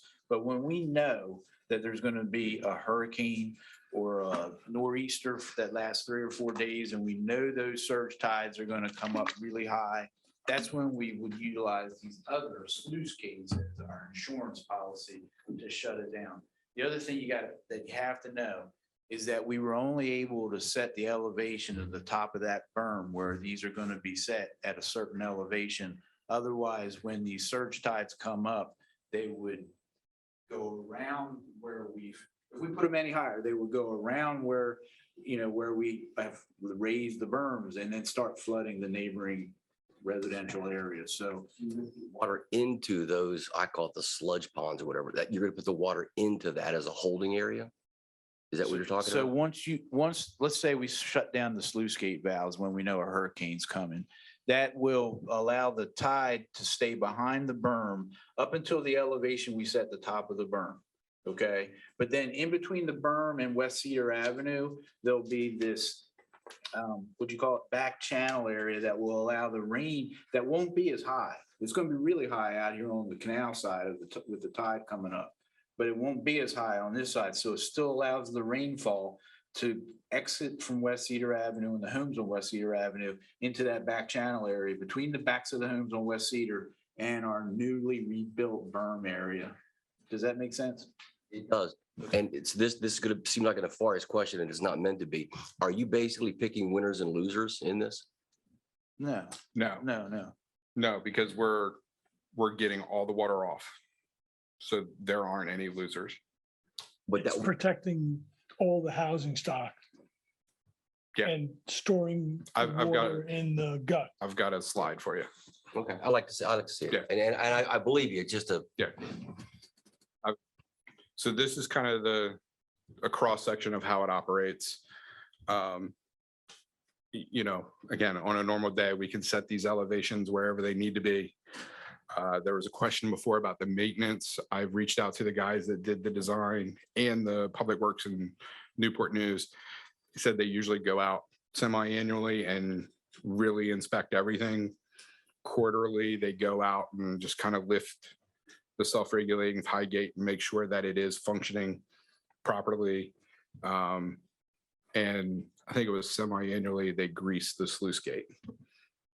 So we can build a grill system to keep debris away from these things. And that's the one thing about the box. We were thinking about the sluice gate on the front because it'll be closed most of the time. And then interior will be the self-regulating tie gates. So it'll be housed in its own little shed area. So you can get to it fairly easily. So if you do have to do maintenance, you can close the sluice gate. You can operate on the SRTs. I saw that in one picture. Now I get it. Thank you. So next slide. So it cut off the bottom. I apologize. That wasn't on purpose. I wasn't trying to be shady. It's 3.3 million. Are you in finance? 3.3 million. DEMA does have money now for this. We're currently working on a grant application with the city for this. The city's, Andrew, the city's gonna consider, pursuing that at, I think, either the workshop or your June meeting. Yep. Yeah, so when we presented this to them, they wanted to make sure that you guys were good with the maintenance of it. And they're kind of foisting ownership on you, so. Right now, as I mentioned, when you made the presentation to city council, that back channel is not maintained very often. And we can't, as I understand it, we can't touch it, right? Touch the inside. Yeah. Touch the inside. We can't get in there and clean anything Army out. Corps permit.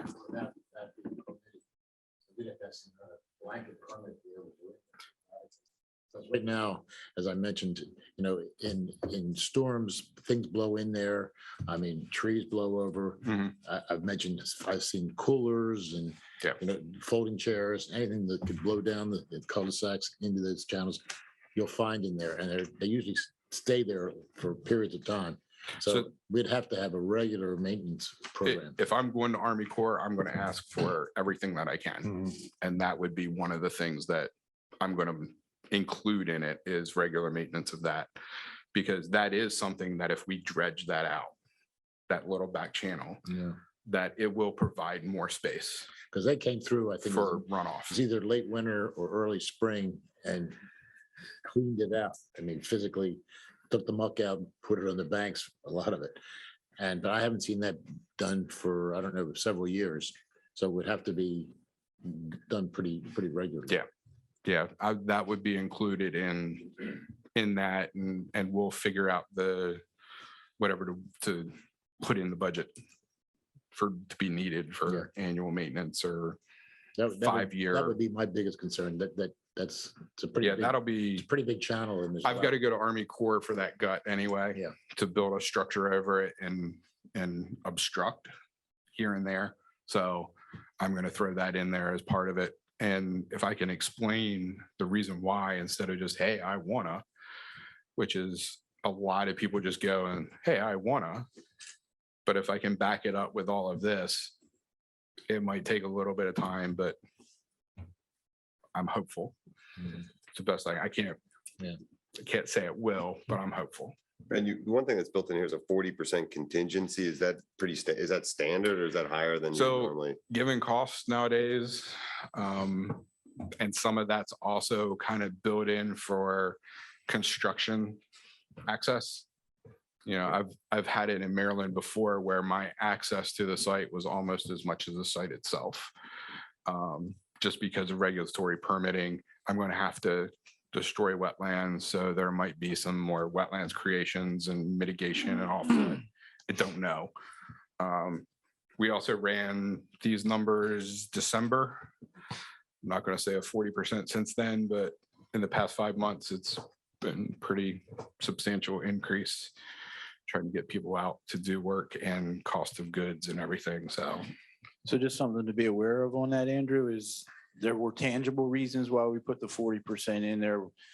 When we worked on this, it was like really at the beginning of the supply chain issues and we were seeing a lot of numbers jump up.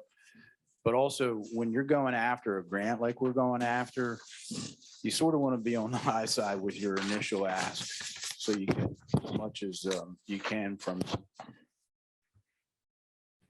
But these numbers are all to build it, not to maintain it, correct? correct. Are there any numbers put together to maintain it?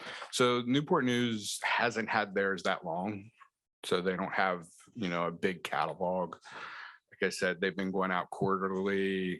I think of all the gates, they've replaced one in the past year that. Talking about the sluice gate. Actually, the SRT. The SRT got banged up.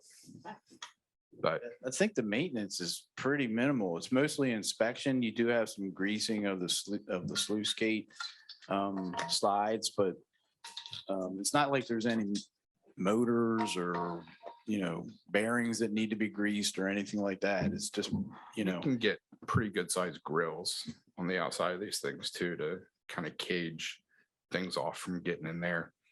If there are trees coming down the stream or somebody's dock and then it would just piling. mostly be man hours going out and inspecting like Brent's talking about and cleaning things up. Next slide. So we've already talked about it. Next one. We set the top elevation at 5. So 5 is what I can get on this end. 5 is what I can get on the other end. I can get a solid wall at elevation 5.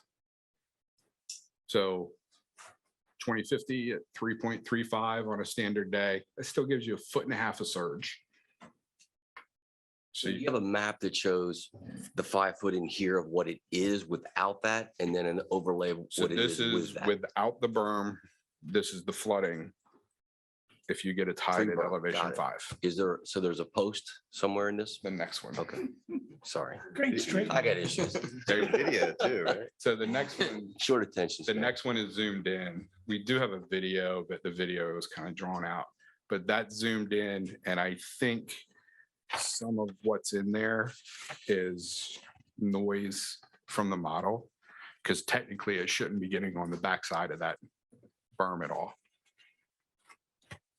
But there's not a single private residence in there that has water on it. With a closed gate, top of berm at elevation 5, and that is a tide at elevation 5. And the same true for people on the other side of the canal, which I happen to be one of those, by the way. So I will Yeah, admit that. that's higher. That's higher. Yeah, Your elevation is so- so much higher. you're looking at what we studied and there was nothing on this side.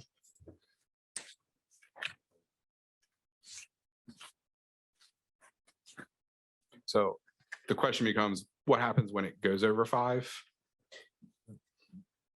Then you're stuck with a broad crested weir. And it's only when the tide is over 5, there's just a little bit of spill. But you're going to have the warning that you have a storm coming and a surge tide.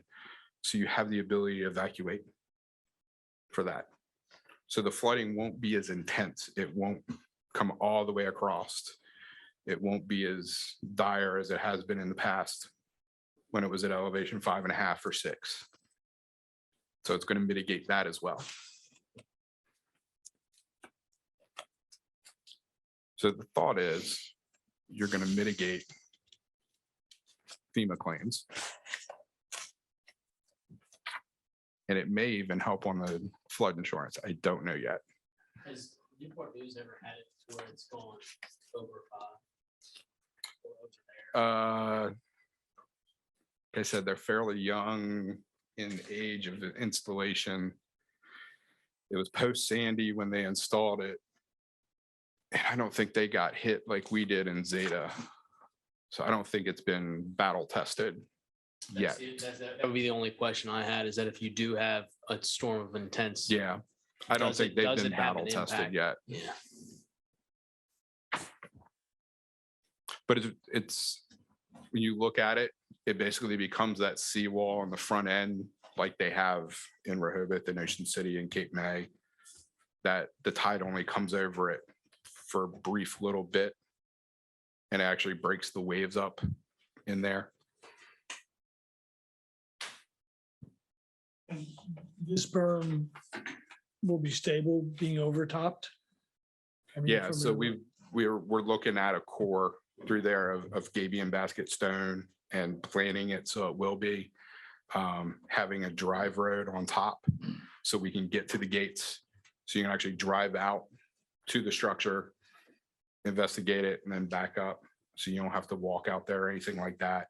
So if you need any equipment to change anything, you've got access with the truck. It's not, you're going out on a muddy hill to try to do something. That's going to help core it up. And if we do get an extremely bad storm, the gabion basket center is going to kind of stay and it'll fill back in. Because that's always been one of the big concerns with, you build a berm and it overtops and it erodes and, and this is designed for that. Silence is good. Okay. It's a scary topic. Thank you. I mean, just as a closing statement, just remember that when we did our vulnerability study in 2015, we identified 6 or 7 different areas, this being one of them for evacuation purposes. There were several others. One is Canary Creek Bridge, which DelDOT is addressing right now as we speak. Several others. So just, this is checking one off the list that was identified as a vulnerable area. So, we think it's going to be a win for the city. Thank you very much. All right, moving on to item 12. Open forum discussion on the wellhead protection area. So, Austin? So this was a proposal that was given to us actually through DENREC. We had conversations regarding the wellhead protection delineation after we had applied for a renewal a little bit earlier. It expired it would expire in 95, but we went for a new well allocation permit for our 5 existing wells, which we received. And with that, we increased capacity. So the theory would be, if you're increasing capacity, does it end up affecting your wellhead delineation? With that, they, being DENREC, had talked with DGS and provided a proposal to do something similar to what was done in 2003, which is a comprehensive study of the entire area. And that's essentially what you guys have in front of you today. Yeah, and I guess just as additional background is probably the ideal time is this was instigated because of the Mitchell Farm property and development. And yesterday at County Council, they closed the public record.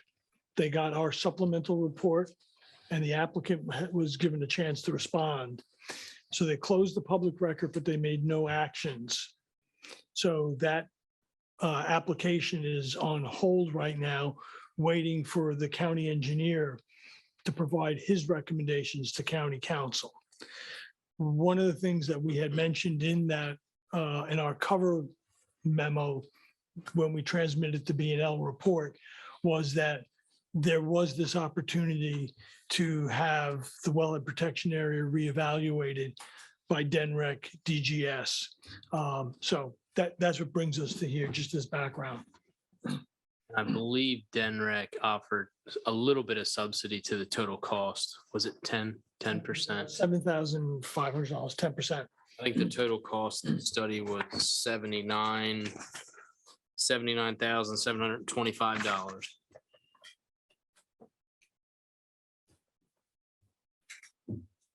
What would we learn from this that we don't already know? What would be the value of this versus what we have? Essentially, we would get a new visual that would be attributed to the increase or the increase in delineation of the wellhead protection area. It's a pretty substantial report. I don't know what the original was in 2003. Again, it's not just ours. It's kind of the entire area. It includes Rehoboth, et cetera. So it's an added. One of the benefits, or one of the things I think we see, is that we've increased our drawdown and we've applied for additional drawdown. The wellhead protection area is kind of an arbitrary number. It's set as the 5-year travel time from your wells to the furthest point. It doesn't mean that water doesn't come from elsewhere. Right. But as you convert from porous area to impervious, you decrease the amount of recharge, and this study would look at all those things that are going on around our wellheads and with the aquifer to tell us whether there is a concern or not with our wells, given not only Mitchell Farm, but all the other developments going on, and also potential issues with contamination from the Ebenezer branch of Canary Creek. Because as DENREC has said to us, is, one of their concerns is saltwater intrusion coming from the Ebenezer branch. So, this would be coming from the regulating agency rather than us like hiring B&L to do just the high level that we did. So this would be the regulator coming in and stating their position. Trouble is, I guess this would have been great to have several years ago. And right now, since everything out in that area is, well, not everything, but many things out there are already there or planned. So it's kind of late coming. I think it's still valuable to us, but the fact that it covers Rehoboth and Tidewater's wells as well as ours, I mean, hopefully they would be willing to contribute to it, because that would help them as much as us. And I don't think it's timely right now because, as I said, things have moved too far already for most of our issues.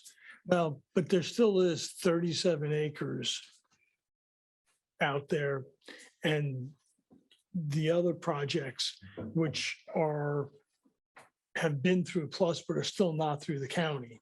So yeah, we should have done this back earlier when we went through the last round with the shopping center, but it's still better to get advanced knowledge now so we know how to plan.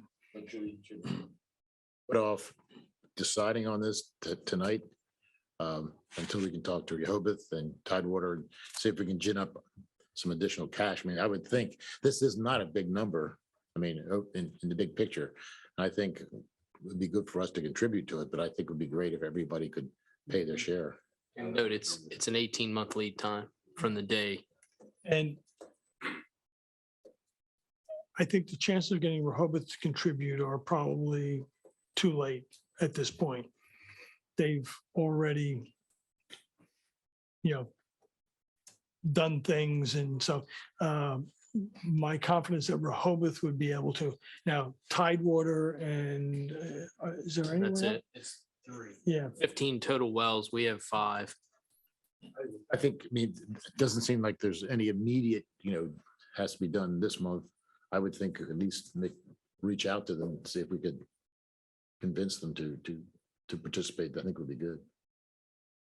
I think, I'm not sure, and the will of the board, but one of the potential benefits of making a decision to move forward would be to provide notification to the county that we are looking, this is something we're serious about, the wellhead protection and the risks to us of either having to put treatment in or move the well field is enough that we're willing to do this. I don't have a problem with, if we reach out to Tidewater, but Next 18 months to get it. Is that the lead time you were talking about? Yeah, it says anticipated time frame for this effort is 18 months from the County's designated. going to make their decision between sooner rather than later, right? On our current wellhead delineation and what gets built on those areas. Is that correct? yes, I mean, as far as, well, it's being done piecemeal right now, and we're trying to have them do it more holistically. But I think the piece of information of letting the county know that we've actually pursued this, that's how serious we're about it, would help reinforce our position. That the results of this are not going to come in time for the Mitchell farm. But whether it is something that would sway their conditions on the entire development on that side of Kings Highway is what is of question. So you think us committing to this gives them a higher probability of getting better wellhead protection today from Yes, from the county? yeah. To clarify a couple points in terms of what this is and the application. So the Delaware Geological Survey delineates where your boundaries of your wellhead protection area are. What this study does is the question is that still accurate? In other words, should it be expanded? I mean, should it be changed? And that then becomes the basis for the wellhead protection standard. So everything comes from the Delaware Geological Survey's standards. So what exists today is based on the existing delineation, and then there's your buffer, and then there's the requirements. I would just caution the board from confusing the two. In other words, what is currently in front of the county is an application under the current regulations, the current delineation, and that's what's in front of the county. So if the county's reviewing it and applying conditions, they're reviewing conditions as they exist today. I think the question for the board is there a benefit of understanding if the delineation that exists today is still relevant today, or if there has been a change? So I would advise that the board examine this in the context, not so much of a pending application, but in the context of, is this important information to understand where that currently sits? Or in other words, is the current delineation accurate, or has it changed? And I think that's the question in terms of this study. It's taking a look at and saying, is what that delineation that exists today, is that an accurate delineation? So the board can have confidence that it's protecting its wellheads. I guess the question I have, and I don't know the answer, if anybody does know the answer, how often does the DGS update? It's a good question. We asked that same question of DENREC, and DENREC said they usually don't do that unless you're adding a well. So if you're going from 5 wells to 6 wells, one of the items that we had brought up is that if your production out of the 5 wells that you have goes to X, and that is the same as adding a 6th well, then what would be the difference? And it seems as if really their kicker is having an additional well. So if we went to 6 wells, then that would be, well, okay, this is time for this to happen. So would they do the study? We would still pay for the study. I don't know who exactly paid for it back in 2003. They said they didn't have any money themselves, and they finally came up with 10%. But the other comment that was made, we had a meeting with WEAC staff and the director, the chairman, I guess, of WEAC. And he opened the door saying that maybe some of their water money that they have might be eligible for this study, since it's planning, and they have planning for that type of thing. He opened that door, and we didn't pursue it, but I think that's another thing we should check to see if there's any money. Charlie, were you mentioning some other source too, that maybe even more possible? Yeah, I was just rolling around in my mind when you said that, but for sure there's planning grants on the water side that I feel like it would at least be worth talking to Sandy Spiegel about the cost of this study and getting 50% of it paid for. We're all aware that through the BIL funding, there's other sources.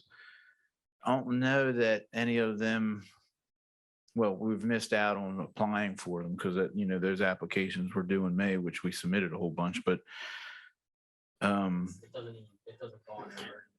yeah, I don't know that it falls into any of those new categories through the BIL, but that planning grant's worth at least a call, and I can reach out to her about that if you want. Also, it's up to you guys.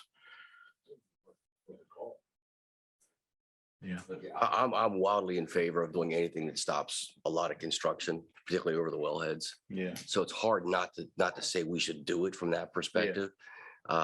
Because I want our wellhead protected. I don't want saltwater intrusion and impervious surfaces, et cetera.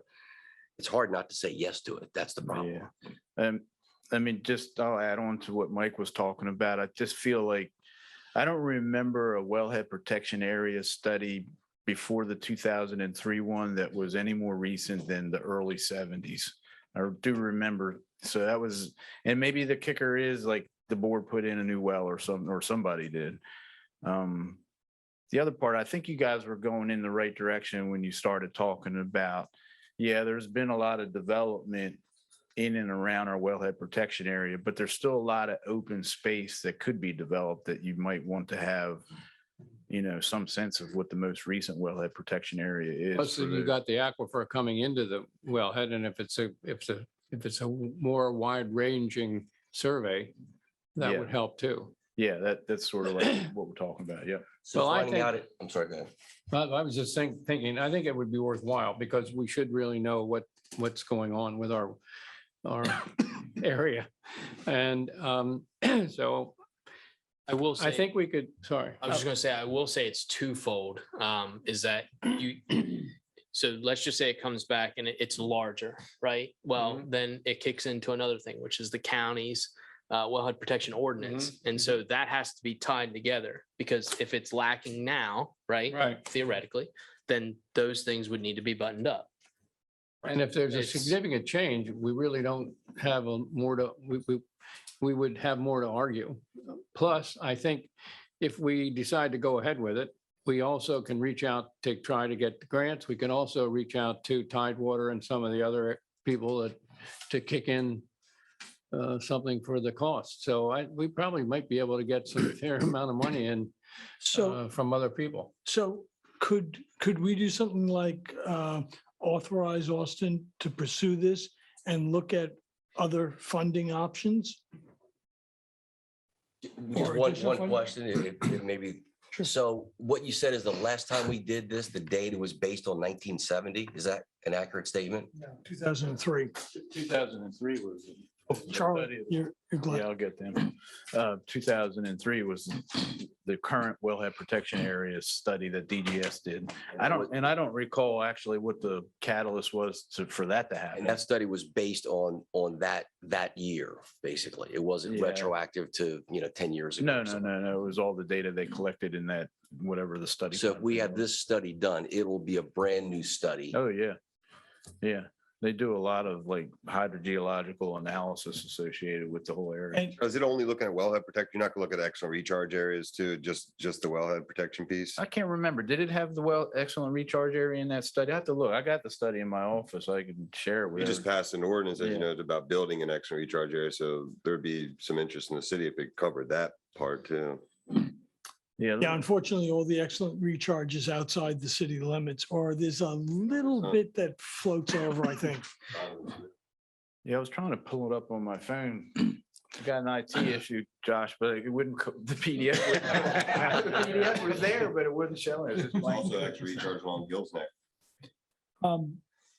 Just one other item that ties into all this is that, of course, there's the Del Dot Kings Highway expansion, which the plans still show a recharge pond right adjacent to our wells. And so this would also help us with information relative to the impact of that. County Administrator Karen said he's been in touch with them. Well, I can make a motion that we go ahead and contract to do this. And with Austin, not contingent on, but with Austin going out and beating the hills for people to chip in with those people, those areas that we talked about. Just so you know, if you go a planning grant, Charlie, correct me if I'm wrong. This turns into about 2 years-ish. You have an 18-month study to go after a planning grant. Probably at least 2 months, 3 months. Get the grant? Yeah, Yeah, they're trying to. Fast. Supposed to vote on expediting that process at their June meeting, so if they do, it would be pretty quick.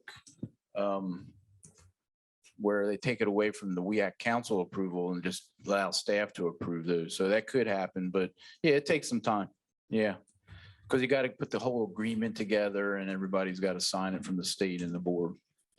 That's in addition to this thing. If we pass for this, we just go ahead with it and then try to find other sources to Such help as, fund it. yeah, such as We Tidewater. just have to be careful because they won't allow you to, they won't allow you to ask for reimbursement of any work that gets done until the grant agreement has been executed by all Oh, parties. I see what you're saying. So it would you take- got to get the grant first before you do anything. Yeah, it would take 3 months, I would say, to Well, do all that. I don't I know don't if know. that's a I still killer, think though. I we mean, need to have this. still I get think. 50% of it paid for. So I'll make a motion that we go ahead with this and Austin can do what he can do to Tidewater and everything else to try to get some money. So that's my motion. Yeah, anybody in that would profit, learn from the study. All those in favor? Aye. Aye. Opposed? Okay, 5-1. And Austin, you can set up a GoFundMe account. Yeah, Page. right. That's Austin's problem. Okay, next item is item 13, general discussion on the long-term plan for the wastewater treatment plant. Austin, you want to? Okay, Or- so just in kind of walking through this, so the Lewes, BPW, and Sussex County have had a long-standing mutual relationship that has benefited both parties. For example, we have an existing flow agreement in which we take a larger amount of county flow in the winter months, and when they cannot spray irrigate or it's less viable, and then we take a smaller amount in the summer. We're also having Sussex County handle our biosolids at the Inland Bays facility, which results in not having to truck them using a third-party company. Sussex County has also been there during the time of need. At the August 15th incident, we made a phone call. They were there for us. They provided equipment, manpower, and it's really been a very good relationship. Through that, and through our mutual aid discussions back in September, we had a mutual interest in a partnership or a joint venture. And we had a presentation on March 29th on that. I believe it was March 31st. And we discussed some various options and said that we were going to look for a long-range plan. So what's in front of the board today is a proposal from GHD for a long-range plan. Sussex County has committed to basically contribute 50% to that plan. So they've contributed $124,250, which is 50% of the cost of that plan. And by the way, that was unanimous by the county council yesterday. This goes back, as you were saying, to that workshop we had on the 31st. Shortly after the county and our office discussed the potential of working with the county to take our wastewater and treat it there and bring it back treated. And we'd said at the time that we were going to be as upfront and as transparent as possible. And that the purpose of that meeting, of course, was to get the temperature of the public. And we outreached by sending notices to every user of BPW utilities. So we were sure that everybody knew about the comment on it, because we knew, working with the county was there's controversial to some people. And that meeting ended with, I think, a lot of good questions. And we told them up front that we didn't have all the answers at this point. In fact, we had very few, just the concept. And they came back wanting more information. And this is exactly what this study would do. This firm, GDH,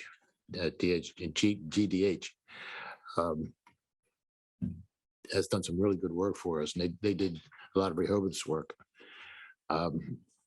So we've asked them to put this together, and the county is, as was mentioned, has agreed to pay half of it.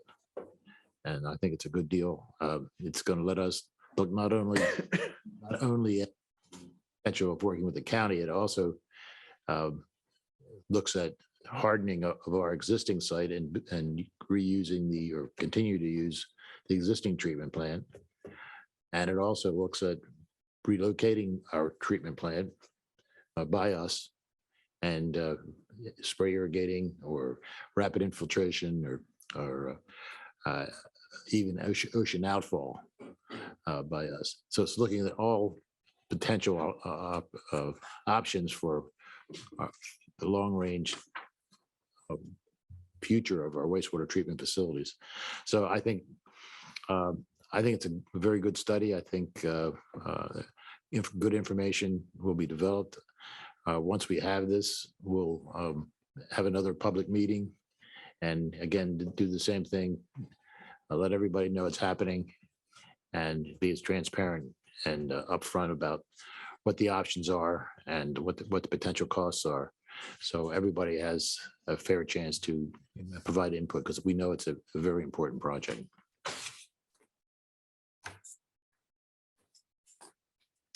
Any other comments? Just in looking at this, an ocean outfall, I don't know what that would cost. Well, But I don't- again, they were talking, Rehoboth was 54, something like 54. $5 million. So it'll probably come off the evaluation very quickly for cost, but we didn't want to leave it out because it's been suggested. It's And the only reason I'm saying is I don't want them to do a huge study on something we know we don't want. So if we could peel that piece of it out, I think. It's actually we're given the idea, the scope of just using ballpark numbers so that we could show the public what the cost of the various options were.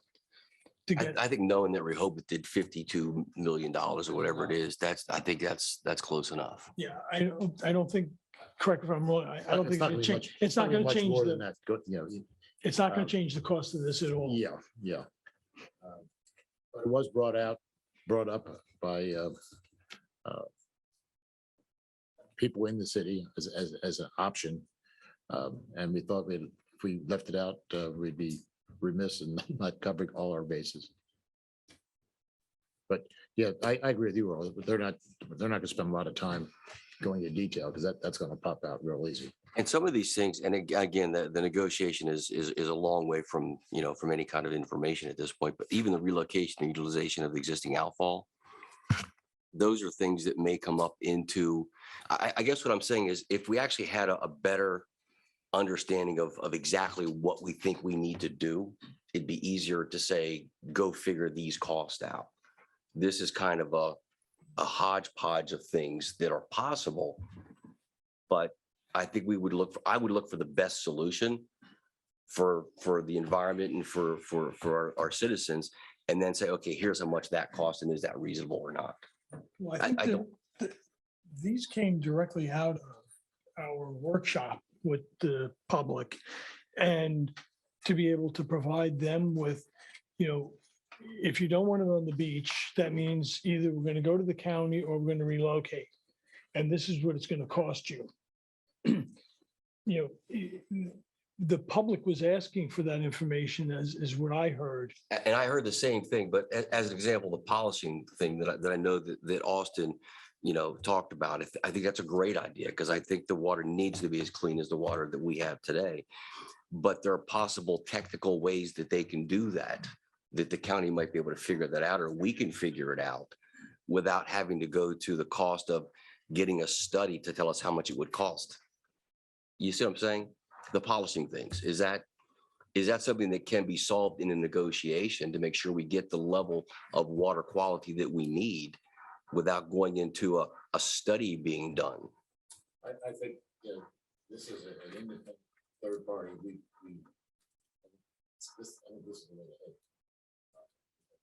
There's all options, reasonable options on the table, and they won't be spending a lot of time on options that fall out early. And the polishing option was something that,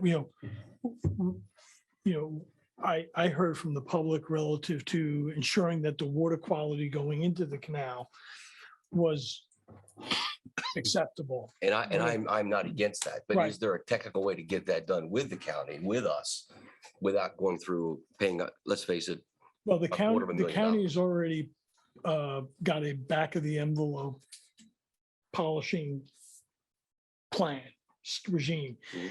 but it's not been evaluated. And what GHD is going to do is take what the county has and look at it and say, is it viable and how much nitrogen would So actually you're looking at remove? county solutions that they've already proposed as it relates to polishing to see what the impact would be of doing that? It came out of our meeting that the county realized that if we were going, if they were going to, we were going to send our flow down to them, Mhm. that they were going to have to increase their standards. So that was, the county took takeaways also from our workshop. But why wouldn't we figure out if they could do that? And if it's acceptable to us without going out and getting a study, paying for a study to see what they could do? It seems like it's kind of the cart before the horse. Well, we have these concepts floating around out there. And I don't think that we have the technical capabilities, nor does the county, to evaluate them to a level that we could either accept them or cut them off. I mean, that's, But so the ocean outfalls, we agree that's never going to happen, right? So my point is what else here either isn't going to happen or that could happen? And I think once, and again, I'm not in the negotiations with the county, but if we can say to them, how will you do polishing? And they give us an answer, then taking that to the authorities or to people that know more than we do to tell us how well that'll work, I think is good. But just throwing out things that came out of that meeting, I think you got to find out what problems that you have and what opportunities you have before you go out and spend a bunch of money. That's my take.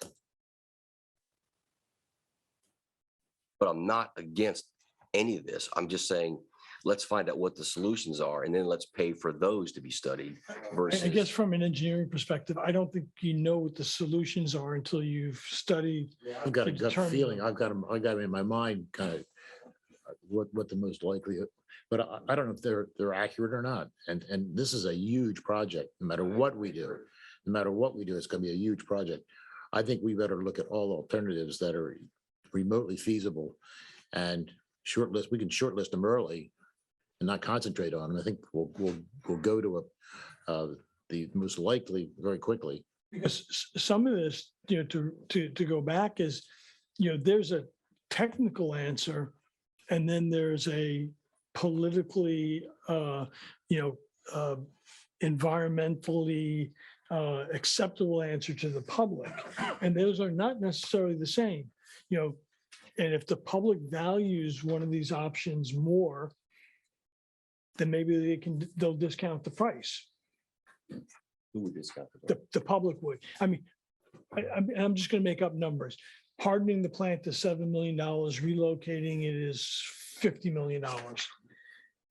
If the public sentiment is that I don't care, I want it off the beach, and I'm willing to accept the cost of the $50 million. This will give us those numbers to work that the public can see what their trade-offs are, because right now what we presented to the public was these are the options, but we don't know, we can't tell you definitively what the numbers are. We put together our best numbers for the workshop. No, I agree. I think the outfall thing, I'm hoping that there's almost no cost in that, or we can go to them and say, take that one out. Don't even think about it. I mean, the outfall to the ocean rather. And so if that saves us a lot of money, fine. But no, I think we need to get all this put together so that when we make any kind of decisions, we've got the data to be able to, or the information to be able to say, here's what we're doing and here's why. Is So, there yeah. anything in this proposal that precludes better focus on what constitutes each of the options to be studied? To Earl's point of seeing what we can eliminate, if anything, from being overstudied and evaluated in order to come up with a billable final product that's been proposed.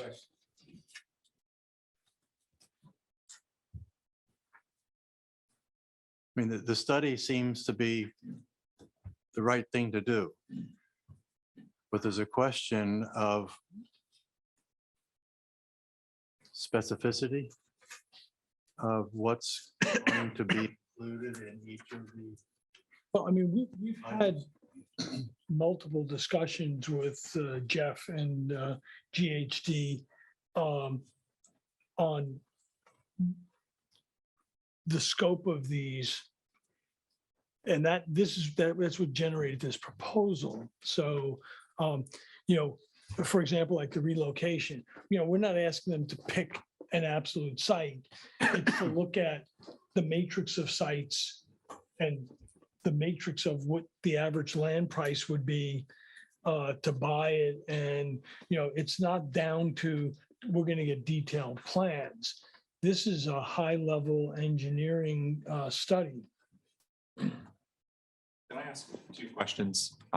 The first question is, if you pared back the scope, I think part of Earl and Richard's question pertains to the scope. If you pared back the scope, do you know what, if any, impact that would have on the cost? I would assume it would be some, we don't have it itemized out. It's just one lump. And the second, However, would say the removing the outfall will affect the scope Right. price by 0.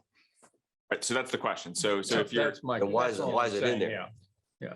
So we can say we looked So at it, the because that's been suggested publicly. And they have Yeah, data So you got it. that they can just include in the report.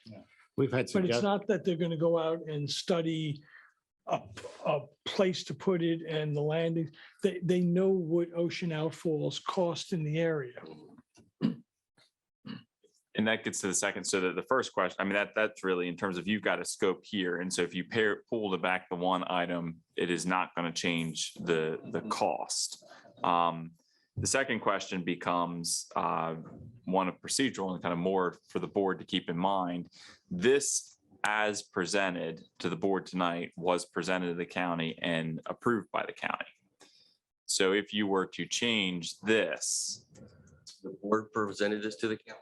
no. Well, the proposal from GHD, I understand. I think what is before the board tonight is the proposal that was in front of the county. And so the county approved it. So my assumption is procedurally, if we change it, then it goes back to the county Absolutely right. to decide how they feel about it.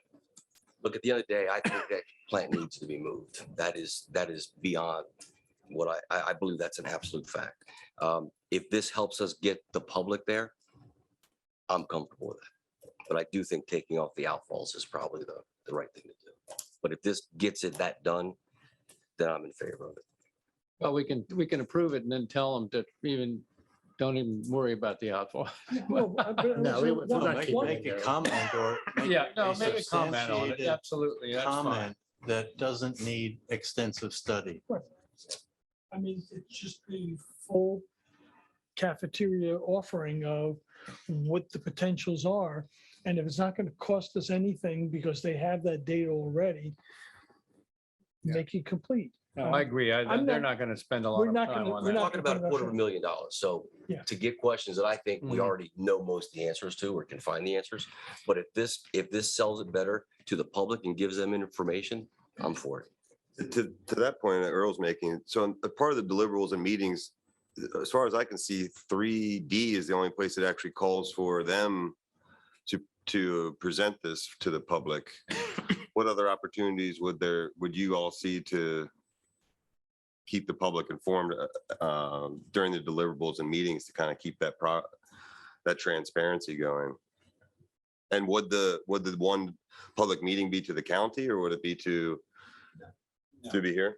No, it would be the follow-on like we committed to in the last workshop, that once we got this, the study done, we would come back to the public and present the findings and our recommendations. This study will compare our costs. It doesn't include the county costs. It's specifically how much we, the DPW and our ratepayers would have to pay for each option.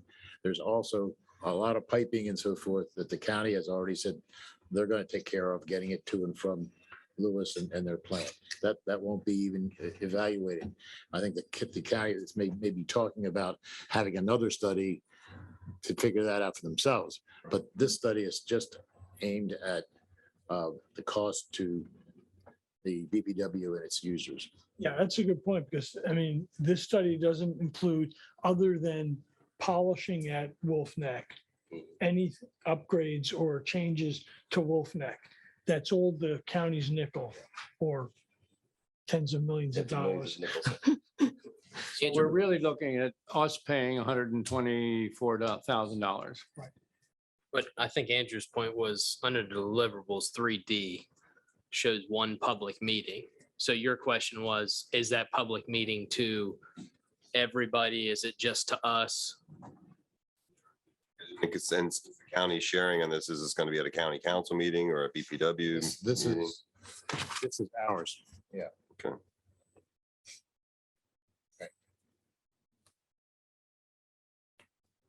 I'm for the transparency that this provides. It's an expensive transparency, but I'm for the transparency. Well, also the first step. I think we have to go through this process, and maybe you could cut it back somewhat, but I don't want to leave. We tried to make it so that it addresses everybody's potential concerns. And so we're not back doing this again, 6 months from now or a year from now, fighting this battle over. Let's put it out there, get it done, and know where we're going. Okay. Yeah, I agree. So is that a motion? I'll make the motion. I don't think the biggest pain in the neck on this. I make a motion that we approve the study with the county. I'll second. All those in favor? Aye. Opposed? 5-0. Just for the record, the motion, because Earl said the key words, with the county, meaning the county's paying 50%. Yes. So that's a good point. Mhm. Thank you.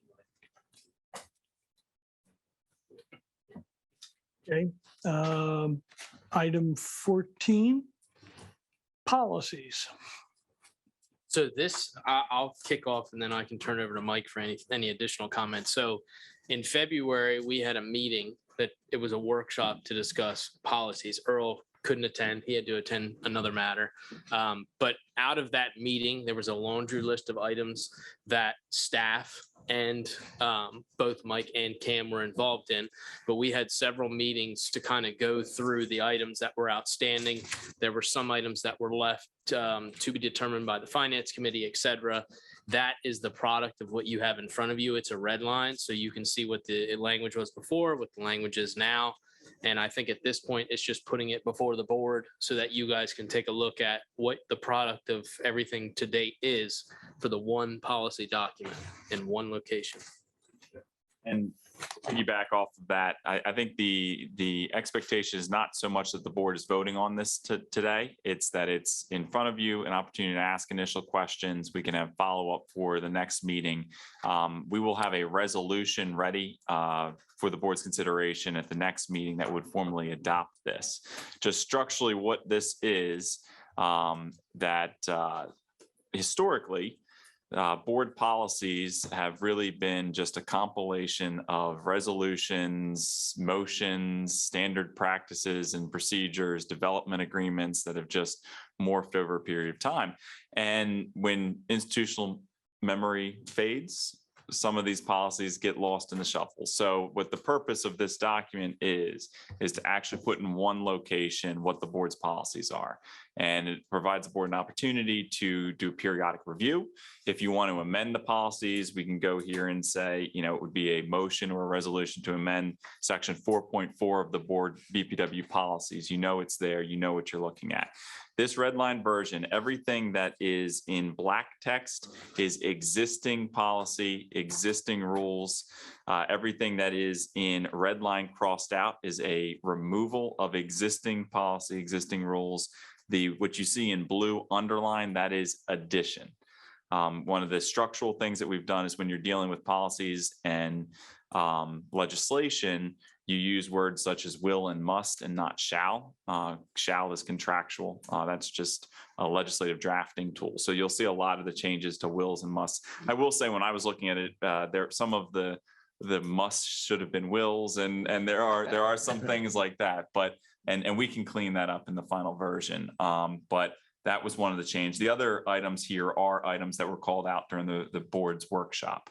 So all of that should be reflected here. I do have 4 items that I wanted to call the board's attention to and ask for feedback on those 4 items. But then otherwise, it's take a look at it. Feel free to ask questions. Let us know. I think the intention is to have a resolution during the June meeting. And the resolution again will be what?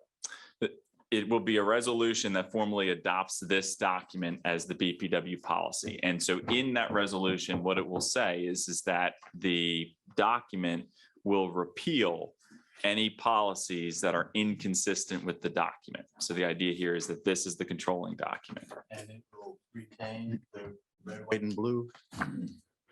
Right, so the final version will just be black and white. So it'll be a clean version policy. The red line is just purely for your understanding.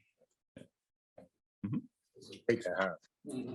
Really gives a good job. Thank you. And we can continue. I know internally, we've had a couple comments. For example, Chris gave us some comments today. So we can incorporate those as well. And then we can have a more finalized draft and you guys can provide comments back to us. We can incorporate them and we can get something out. Yeah, I've got a couple more cups of comments too. One question, and we don't have backflow preventers in here yet. Should that be added? I mean, That was one of the things, backflow, maybe irrigation, and with the city now going with the fire suppression systems. okay, Also, there's going to be a state mandated policy for cross connection program plan. So that's in the works also. Which we're working on. Right. Yeah. It's one of another. No, and that's a good point. So what this document reflects and what it should reflect, hopefully it does reflect, is all of the existing policies and procedures. So for example, on the cross control, we know that the cross control policy will be pending, but the idea here is this gets adopted first. So then the resolution on the cross control will be modifying this document to incorporate that. And the same thing, for any other policies. And I know Earl there was between Tom and Earl, you guys had a working document that had not only existing, but future policies, same exact same. who should I give my marked up copy to? I just have a couple quick questions. One is, if it leaves some amounts that we have to put in, would that be later or? Yeah, Tom, great point. So part of the 4 items that I have, and I think one of the biggest blank, the short answer is we should fill those in before you vote on them. And I think one of the biggest areas that I saw in terms of a blank, well, if I can just walk through the 4 that I have, I think the first one is section 2.1.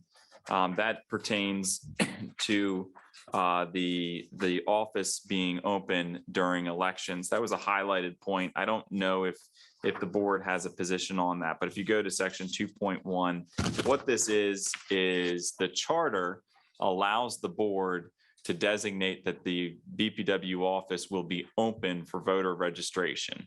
And you can do that via resolution. The resolution adopting this policy is that resolution. So instead of doing it each election cycle, you can set the second Saturday of April. I think we were just looking for confirmation from the board in terms of what you wanted that to be. So if the second Saturday of April for voter registration makes sense, that's what it says now, but Historically, right? correct. That's right. But that was the only piece, because, in talking with Chris and also with the city, is that typically, and most times, we have a conjoining election. So we try and coordinate whenever the city has theirs, we have ours. I think historically it's always been the second Saturday, but in that one chance that it's not the second Saturday.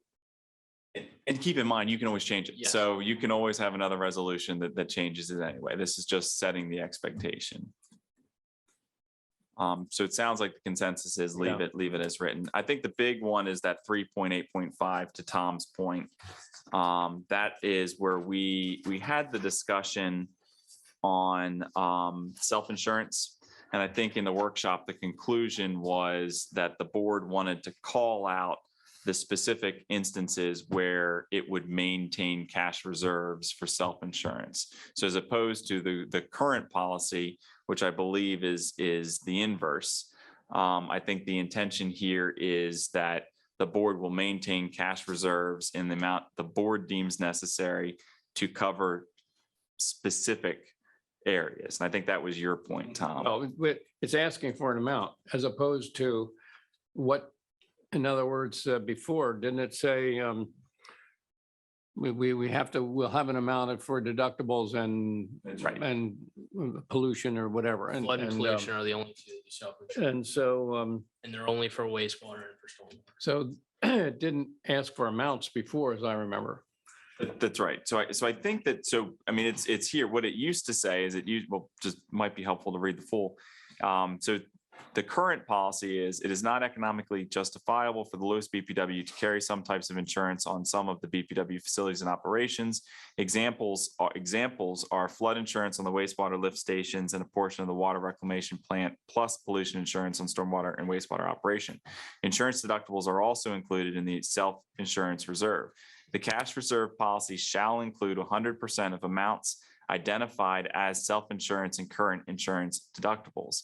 And I think that the will of the board, if I understood it correctly, was not to base it off of 100% of amounts identified as a self-insurance current amount where we're getting to an amount, but instead say the board will maintain cash reserves in an amount it deems reasonably necessary to cover the following self-insurance expenses. And then you specifically call out. So the board has the discretion to determine what is a reasonable amount, but we're only covering these specific items. And I think what's missing isn't an amount. It's what are the specific items that Okay, should be so covered. we don't have to fill in an amount to be okay now.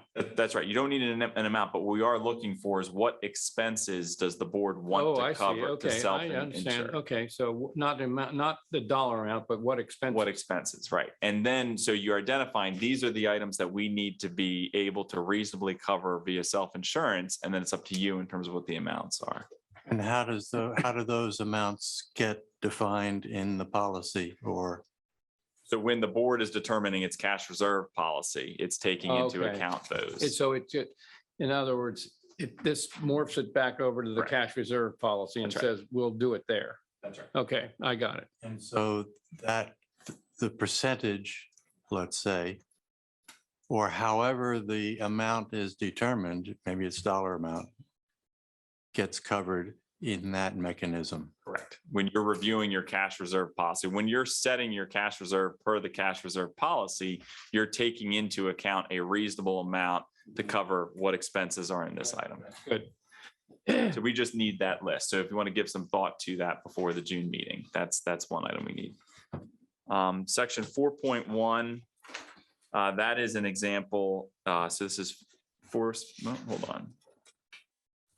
4.11 or? I think I have the wrong cross-reference. It's an example of where a must should be a will. So I'll fix that. 6.1.4. Oh yes, this was one that I recommend we include. Just including language making clear that the developer is responsible for all off-site extensions unless otherwise agreed upon by the board. In other words, the policy is the default is any off-site extensions related to new construction, new development is the burden of the developer unless the board agrees to something different. So I can propose language, excuse me. Maybe have it in here somewhere that if in fact something is different than a policy, it needs to be called out publicly. That's right. Yep. So I will make those 4 changes in the ultimate document for you all. But otherwise, just if you want to send your comments to me, we can have that.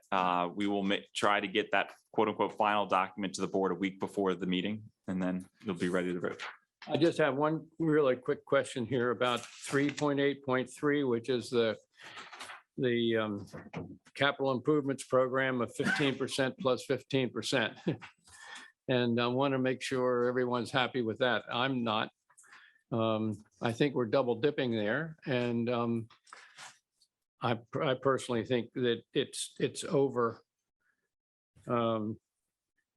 Tom, if I could step in there, and that's a very good point that I failed to mention. So there's a two-step process with these policies. So part of the workshop were the items that the board identified for further review by the finance committee and others, one of which is the item you just Okay. mentioned, Yeah. Tom.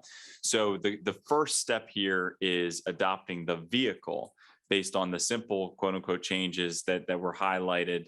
And to get the based on existing policies to get it set, recognizing that the second step is to address the issues that linger. Because what you see right there, we're not imposing that. That is current policy. So Yes, no, I know that. The yeah. question is does the board want to change it? Mhm. And that's that second step. Okay, that's fine. Austin, I have an item 6235. What is an inlet? What are we defining as an inlet? It's in place of a manhole, we can use inlets. That's a technical thing. It's not a legal thing. So I'm going to Austin. What is it, 6.2.3.5. Yeah. Says inlets may be substituted for manholes. I'm not sure exactly what that means.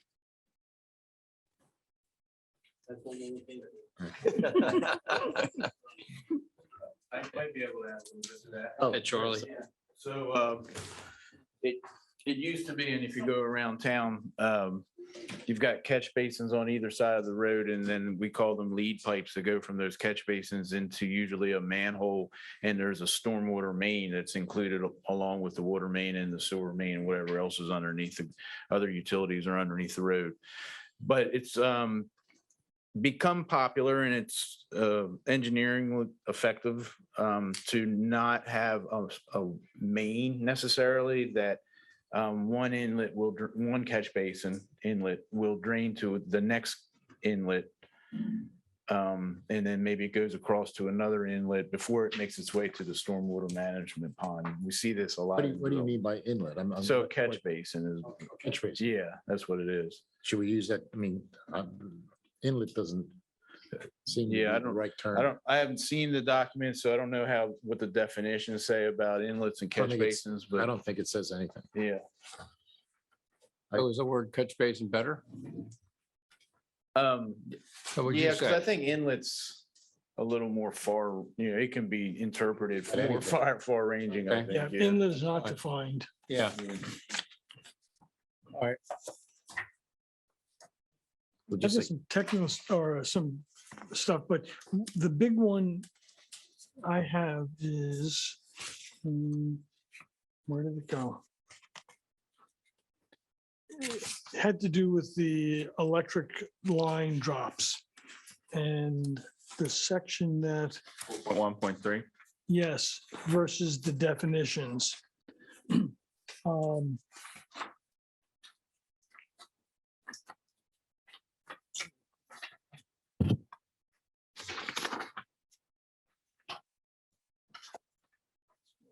Yeah, 413. We seem to be interlacing overhead line drops and underground.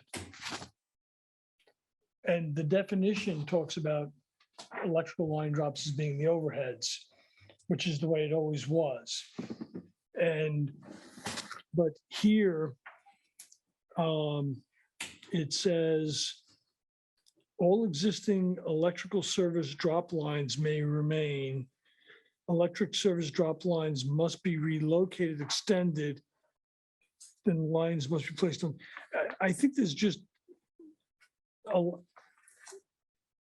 this to me created confusion. Either we change the definition so that electrical lines drops are defined up front in definition 8 as being either overhead or underground for clarity, or we rework this section here. Well, so Tom's referencing the definition in 8. So the existing policy is 4.1.3. But the question is the definition confusing? And so my understanding, so I think what the definition is saying is not that the drop lines themselves are overhead. It says electrical lines that run from an overhead pole to a customer's building. So the policy says it's running from the pole. If they're new and you're changing service, you have to go underground as opposed to just continuing overhead. So I think it's fine as drafted. We can make it more clear by saying, electrical service drop lines may be above ground or underground lines that run from an overhead pole. But there's an existing, and matter of fact, it's probably missing from here, a policy that says that the BPW pays for overhead line drops to the meter panel or to the masthead. But the customer has to pay for the underground line drops to the base of the pole with adequate wire to go up the pole. And that's why I think the issue gets confusing, is because who pays for what is different depending upon whether it's overhead or underground. if there is another policy, I haven't seen it. So I don't know if it's a written policy. So the only policy is this 4.1.3, and that came from Board Resolution 19002. So that is the policy, and that was the policy where the board talked about wanting the ability to require a homeowner to put it underground. And that's what that policy does, because otherwise it was just being attached above ground. So electric service drop lines, that's the only location in the policies is this 4.1.3.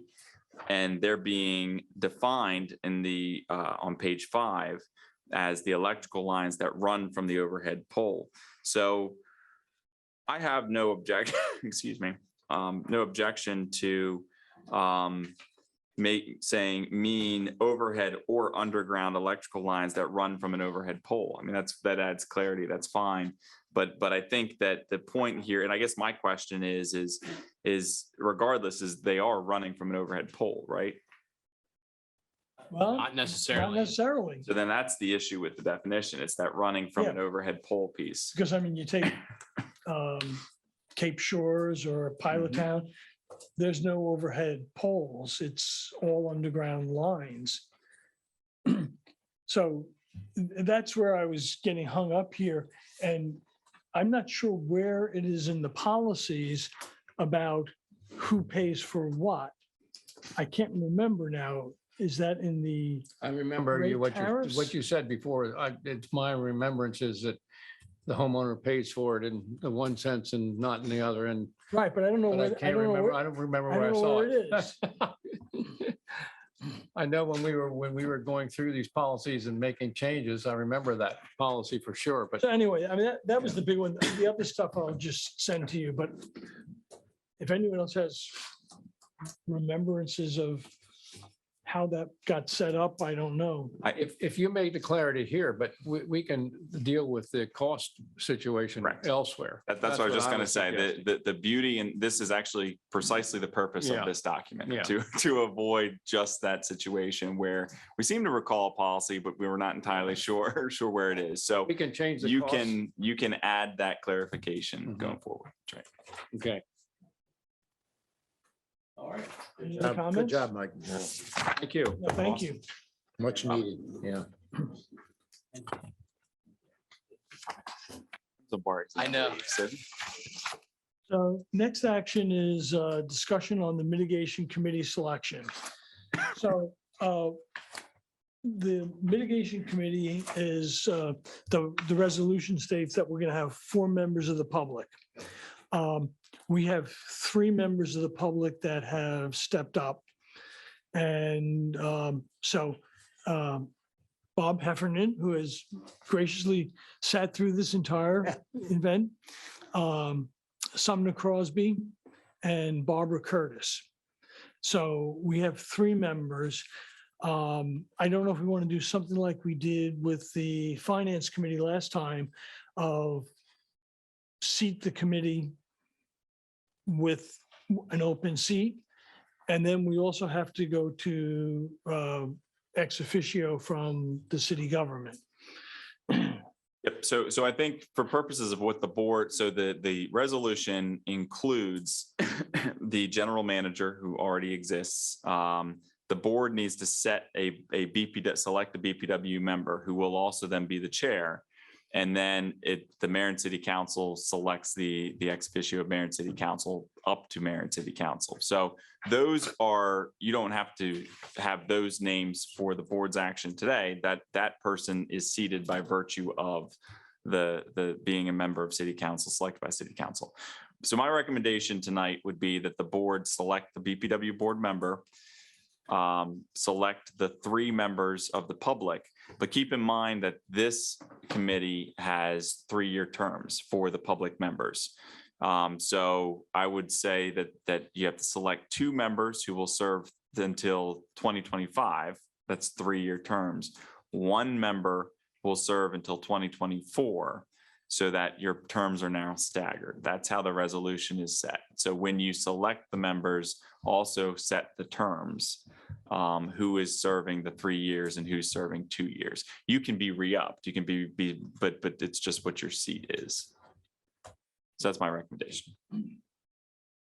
So I guess the first thing is select who's from the board. Anyone? All volunteer at once. That's right, yeah. Okay. I'll do it. Okay. I mean, no, unless you want to do it, because you're the most, but if you're up to your eyeballs, I'll take it. I think at this point, that's probably better, and I will assist in any way necessary, but okay, so Press will be the board member. And there will be a vote. So I guess you can do it individually, or you can do it as a slate. I mean, it's however you want to do it. Now, I had not talked to any of the individuals relative to what you had said, Mike. I don't think it's an issue. I think we just go for the renewal. So based upon that, well, I guess we have one representative here. Bob, do you have a desire one way or the other? I think Barbara's on. Yeah. Is Barbara's on? Yeah, Barbara, looks like Barbara Is Curtis. Barbara Curtis She's on? Online. Look. Yes, she is. Can you elevate Barbara?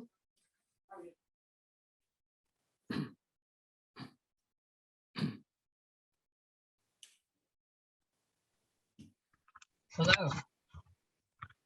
Hey, Barbara? Yeah. Hi, this is, you're obviously on BPW. So as Mike Hoffman correctly pointed out, the first terms are supposed to be staggered. So do you have a preference of, would you accept a 3-year appointment at this point? I would, yes. Okay, all right, then what we're gonna do is we'll go with Bob Heffernan and Barbara for the 3-year terms, and then Sumner for the 2-year term, Your vacancy is for the 2-year. 2-year term. Yep. So if you just want to entertain a motion for that, so the motion would be for Presley to be the BPW board member on the committee, also by virtue of the resolution, the chair. And then the the individuals that Tom Panetta had read on the terms that Tom Panetta had read. Sorry, I don't have them in front of me. Barbara Curtis and Bob Heffernan for the 3-year terms, and then Sumner Crosby and the vacant position for the 2-year terms. That would be the motion. I'll make a motion to accept that. Second. All in favor? Aye. I'm sorry, I was chewing gum and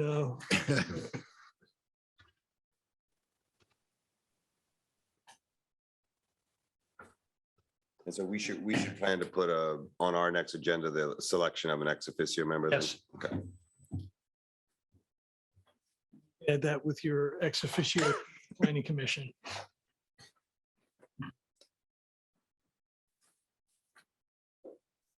Okay, moving on.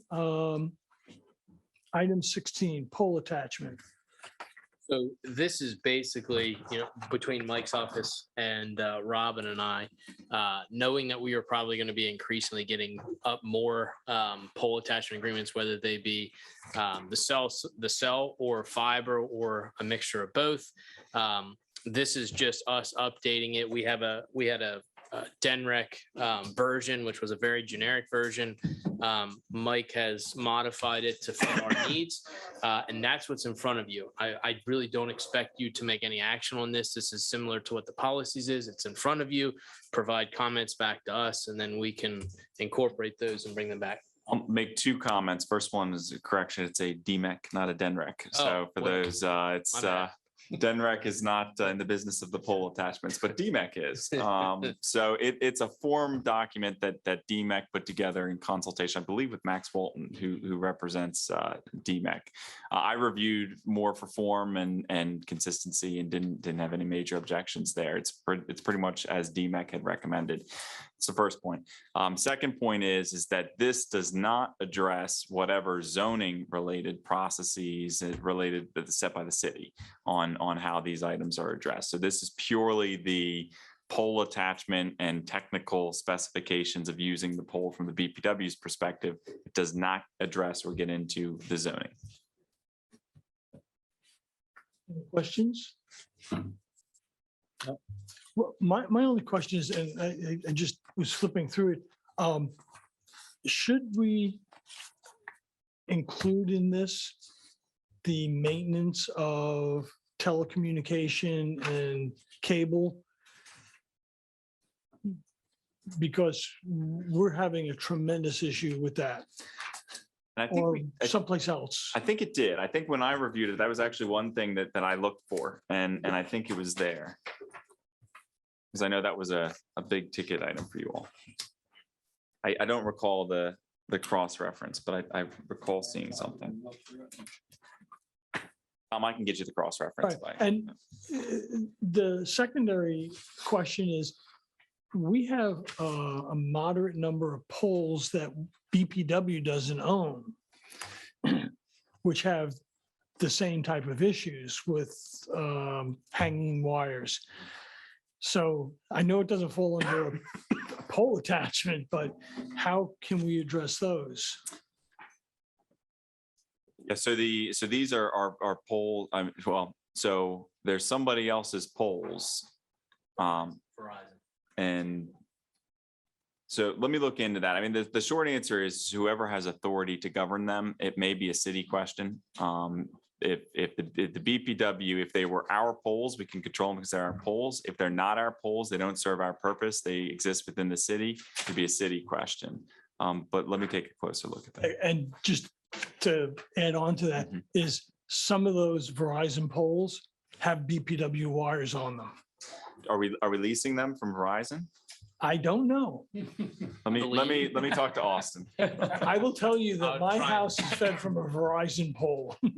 Also, what about a situation where, like Donovan Smith, where you're supplying the power, but the poles are owned privately, correct? They're all basically the secondary poles. So all the poles that are being fed off of the primary coming in. Anything that can be addressed in this document for that? Oh, because we don't. The question that comes to my mind is how are we using it? So presumably we have permission, presumably there's a lease, since we just have to track down that. It's in those documents that you would address it. It wouldn't be this document because it's not our poll, but let me talk to Austin and get some clarity. Isn't there a section about other polls to join BPW? You know, the private polls on somebody's farm. Wouldn't be in this document. I think when this document talks about other polls, the other BPW, it's still BPW infrastructure. It's still BPW polls. That's what we can control. I think it does reference other, but it's BPW infrastructure. So when the document references other BPW polls or other infrastructure, or no, actually take a step back. When it's saying other infrastructure, other polls, that's the it's their poles. So what we are saying is if they're extending or adding or utilizing other infrastructure, it's being governed by this, and they're agreeing to those restrictions per this agreement. It's a different situation if it's an existing pole that we don't have any control on. In other words, what we're saying is as a condition of you using our pole, we're setting this additional restriction. That's what this document addresses. We don't have that right if it's an existing somebody else's private pole. Just- You did look at the few. I have yours with me right now. What are we doing? Excuse me. What are we doing to come up with fees? How are we going to handle that? I know you looked into that extensively years ago when you first came with us. I would say let Mike and I take a look at this. The other question is, we spent all that time a couple of years ago on the cell phone attachment. That is the city ordinance. There's a dual application, but then there's a pole attachment agreement, which comes to them being on our poles. So there you have the dual application for applying to put on from the city side to put on the poles. And then there's a pole attachment agreement that's on the BPW side. Any other questions? It might be interesting to benchmark with some other public works to see how they're doing cost. So were we voting on anything here? No. No.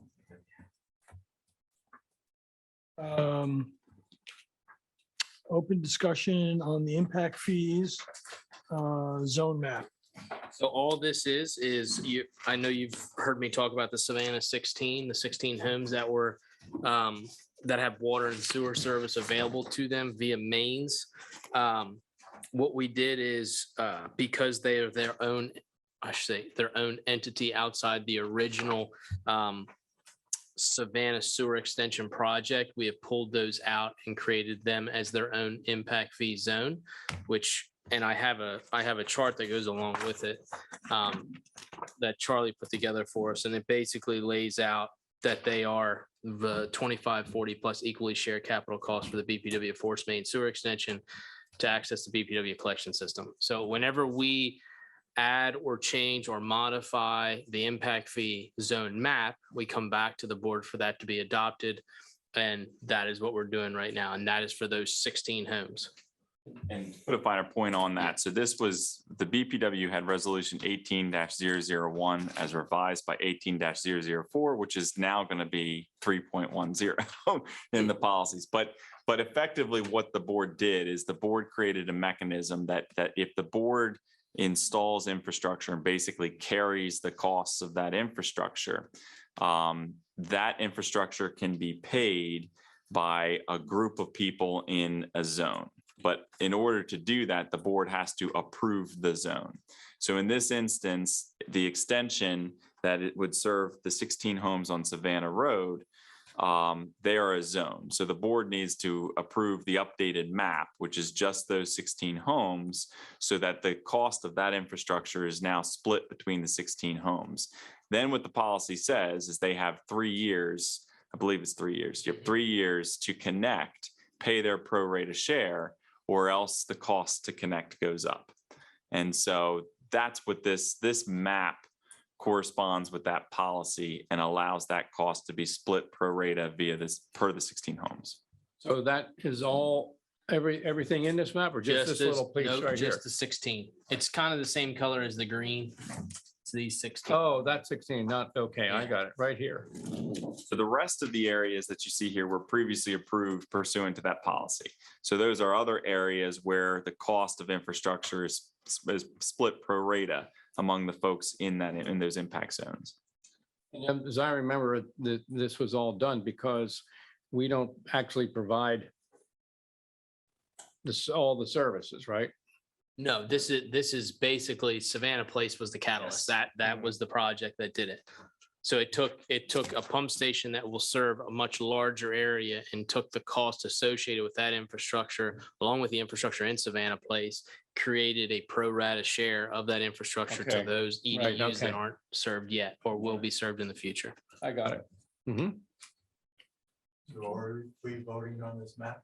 Yes. So we just need the board to approve the updated map. So that could be a simple motion.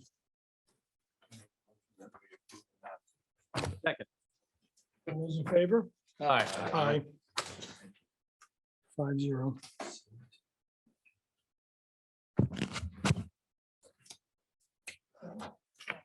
Go to the public.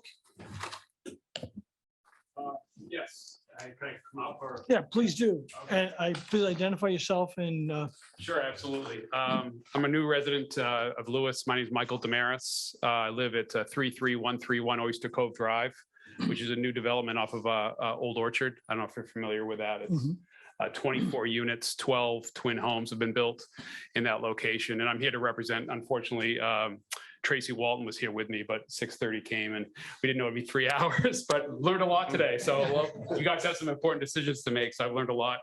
And Lewes has been a fantastic place. Very happy to be here and be a new resident. I'm from New Hampshire and I'm representing right now about half of the units have closed and the other half will be completed by the end of August.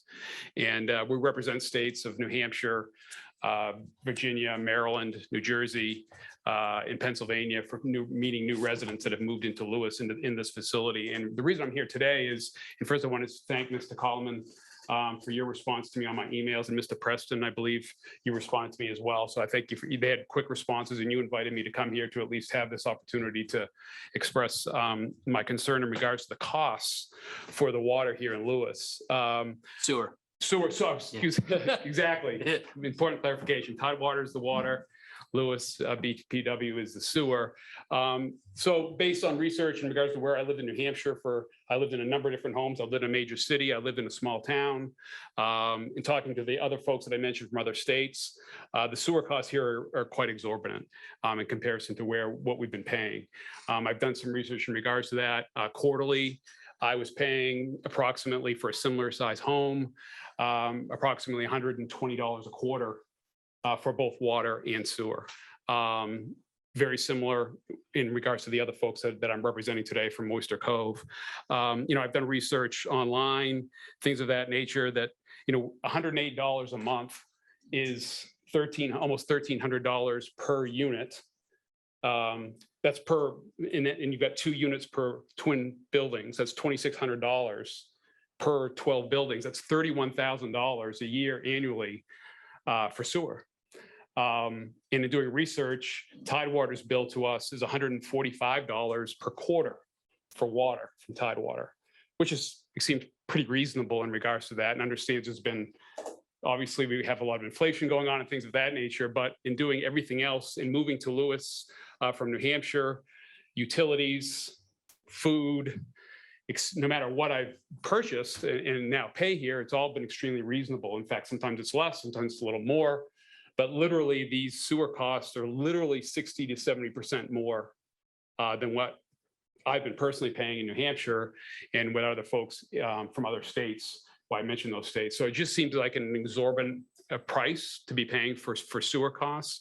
And when you had mentioned this communication, I appreciate the public forum. I just thought it was important to at least have my comments made public because I think Lewes is a fantastic place. And again, everything else from a cost perspective is extremely reasonable or very similar to the other locations that we've come from. But so I'm trying to understand that process. Can this be relooked at? Is there an appeal process as part of that, or just better understanding? You mentioned how that's developed.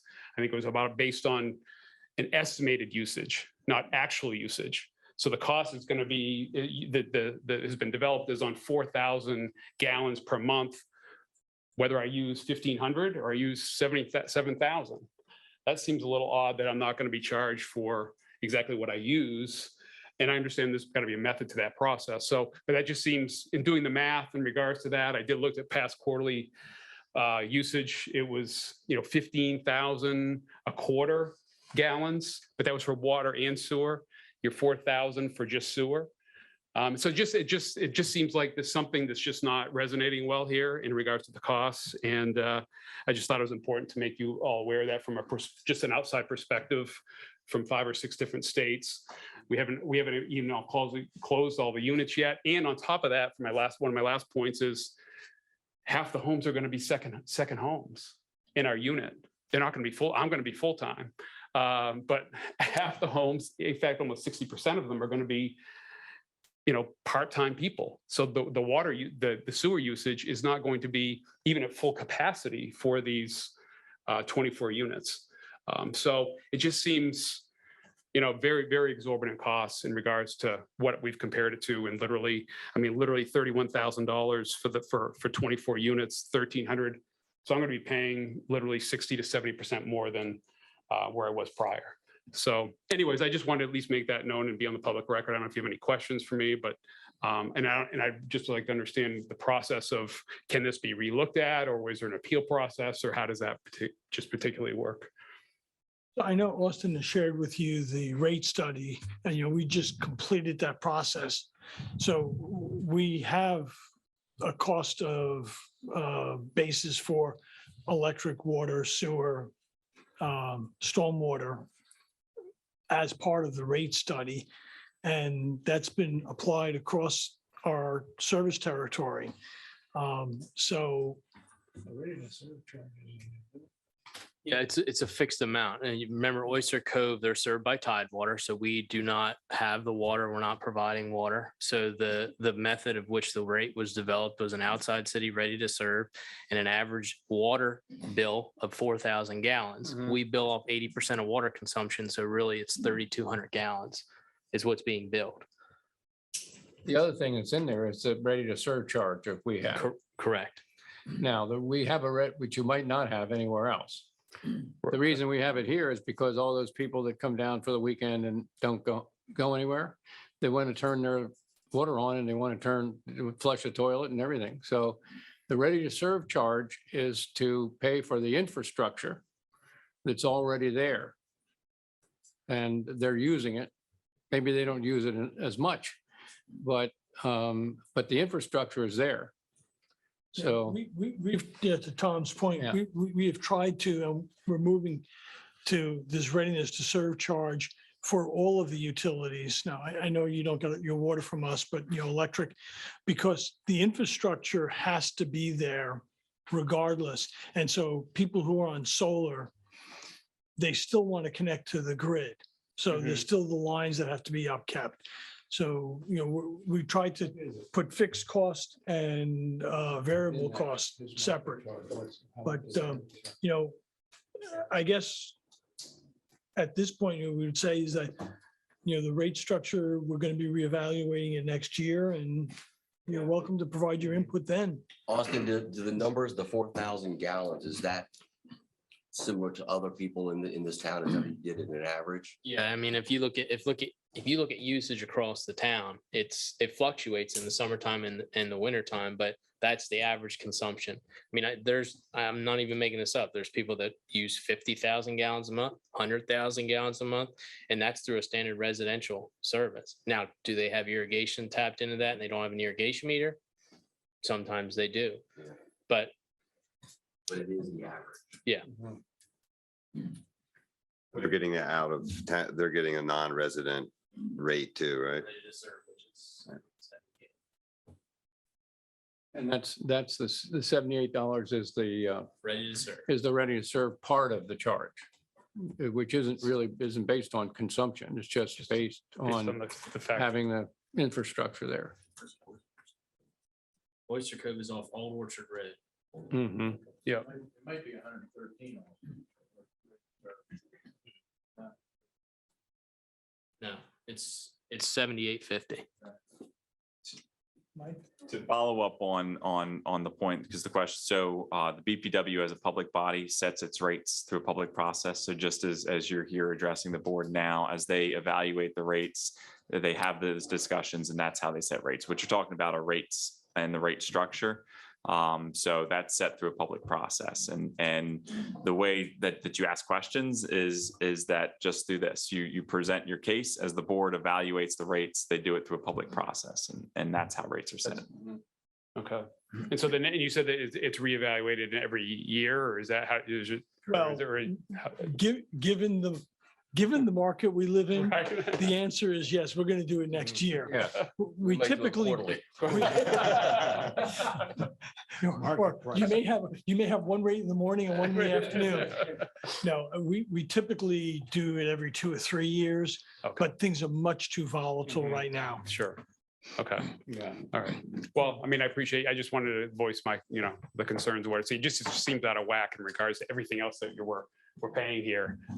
And so that was why I thought it was. Welcome to Lewis, and I hope you enjoy. Yes, everything else is perfect. So I'm sorry. Well, what I was going to say was if you're explaining it to folks, the ready to serve charge is just a flat charge. Okay. And it's based on what we come up with when we say this is how much the infrastructure costs. But that's part of the bill. So it's not all based on consumption. Yeah, that's the way. I mean, whatever your bill amount is, part of it is for the ready to serve charge. And it's not based on how many gallons or whatever you use. Yeah. Okay. Yeah, no, I'll certainly, we're just developing our HOA and, Mhm. we're all new Okay. and getting established. So certainly I communicate that and I'll be in touch in regards to Good. Okay. the process. Sure. But thank you for listening. I Yeah. appreciate Thank you it. very much. Thank Thanks for you. coming. Staying through the whole meeting. I learned a lot today. It was great. Okay, good. Call to the press. Good evening, Aaron Mushrush, Cape Gazette. I have a couple of questions regarding Donovan Smith, and I realize that project is just now getting underway. I have been to that property, and I've spoken with the president of the HOA, and he believes that the septic systems there should probably be pumped around 2 to 3 times a week. And I was wondering if the BPW would be pumping those septic systems in the meantime, or if that would fall on the property owner. I wasn't sure of the MOU, but I know since they've been annexed into Lewes, I just wanted to know if you guys would be pumping or if that would fall under someone else. I believe that falls, and you can correct me if I'm wrong, Mike, but I believe that falls on actually the NOV that was issued by DENREC, and they have to meet the obligation of what DENREC has set forth in that NOV. Okay, and it's still sticking with Donovan Smith, and kind of Andrew brought it up with the poles and stuff like that. Their electrical system, it is very interesting. They have some poles that are near some septic systems and some propane tanks and stuff like that. Is that going to be redone, or is that something that is kind of going to be alleviated as is, or what is the solution there? I don't know if you have been and seen it. There is a particular empty lot and there is a propane tank. The house is literally almost sinking in, and there is an electric pole that's right there. So I was just wondering about what the BPW's capabilities are with the electrical infrastructure in Donovan Smith. As it stands now, we feed them a primary service, which then gets fed into a secondary service. That is the ownership of the park owner as of today. Whether or not we offer anything up at that point in time, it hasn't been discussed. And keep in mind, that's how Abbott Park is. So there's another example of a multi-unit manufactured home community, mostly Abbott Park, and that we feed the primary line. Then it's a private lot and it's a private system, and so they're responsible for their private system. That's the structure of Donovan Smith.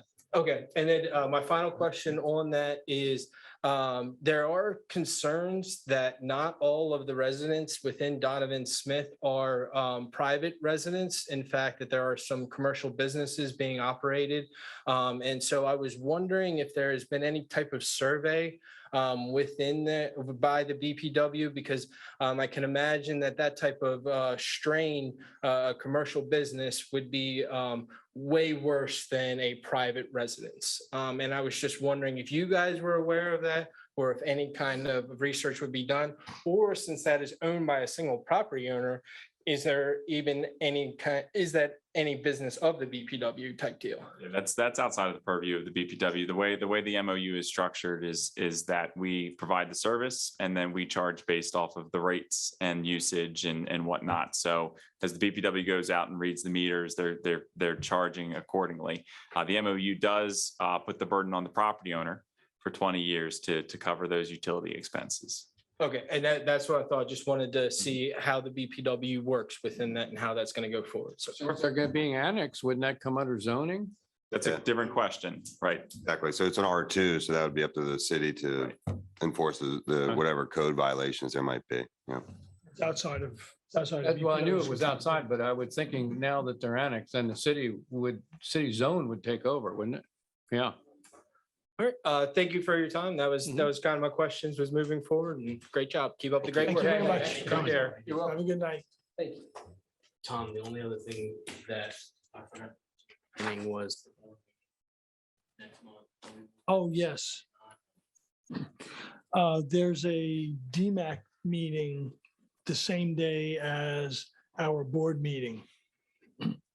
And Board meeting is currently scheduled for the 22nd. The question is, would we would just push it to the 29th? I think, Andrew, you have a meeting on the 29th, but I think it's the morning. Workshop, yeah. This is a board meeting. Yes. Yeah. It's just moving one Wednesday. I got It's it. later in the month. Yeah. It's okay with me. okay, so we'll move the June 22nd meeting to the 29th. I have a doctor's appointment that day that he's tough to catch up with at 2:30. So I don't know how he runs, but I might be, if I'm a little late, it'll be probably a few minutes. Can we do it earlier in the morning? Would that be better? if we could? I've got them. I think the city's got one from 9 to That's shocking. 9. I don't believe that. Still at 4, right?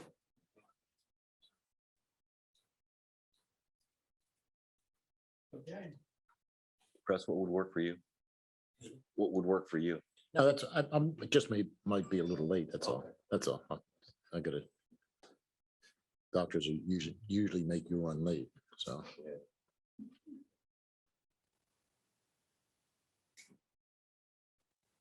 All right. Okay. Motion to adjourn? Oh, got another- You got another example? Oh, I'm sorry. another That's meeting. right. I'm sorry. Thanks for keeping me. All right, motion to go into executive session? So moved. Second. Of favor? Aye. Aye. Thank you all. Thank you. Thank you.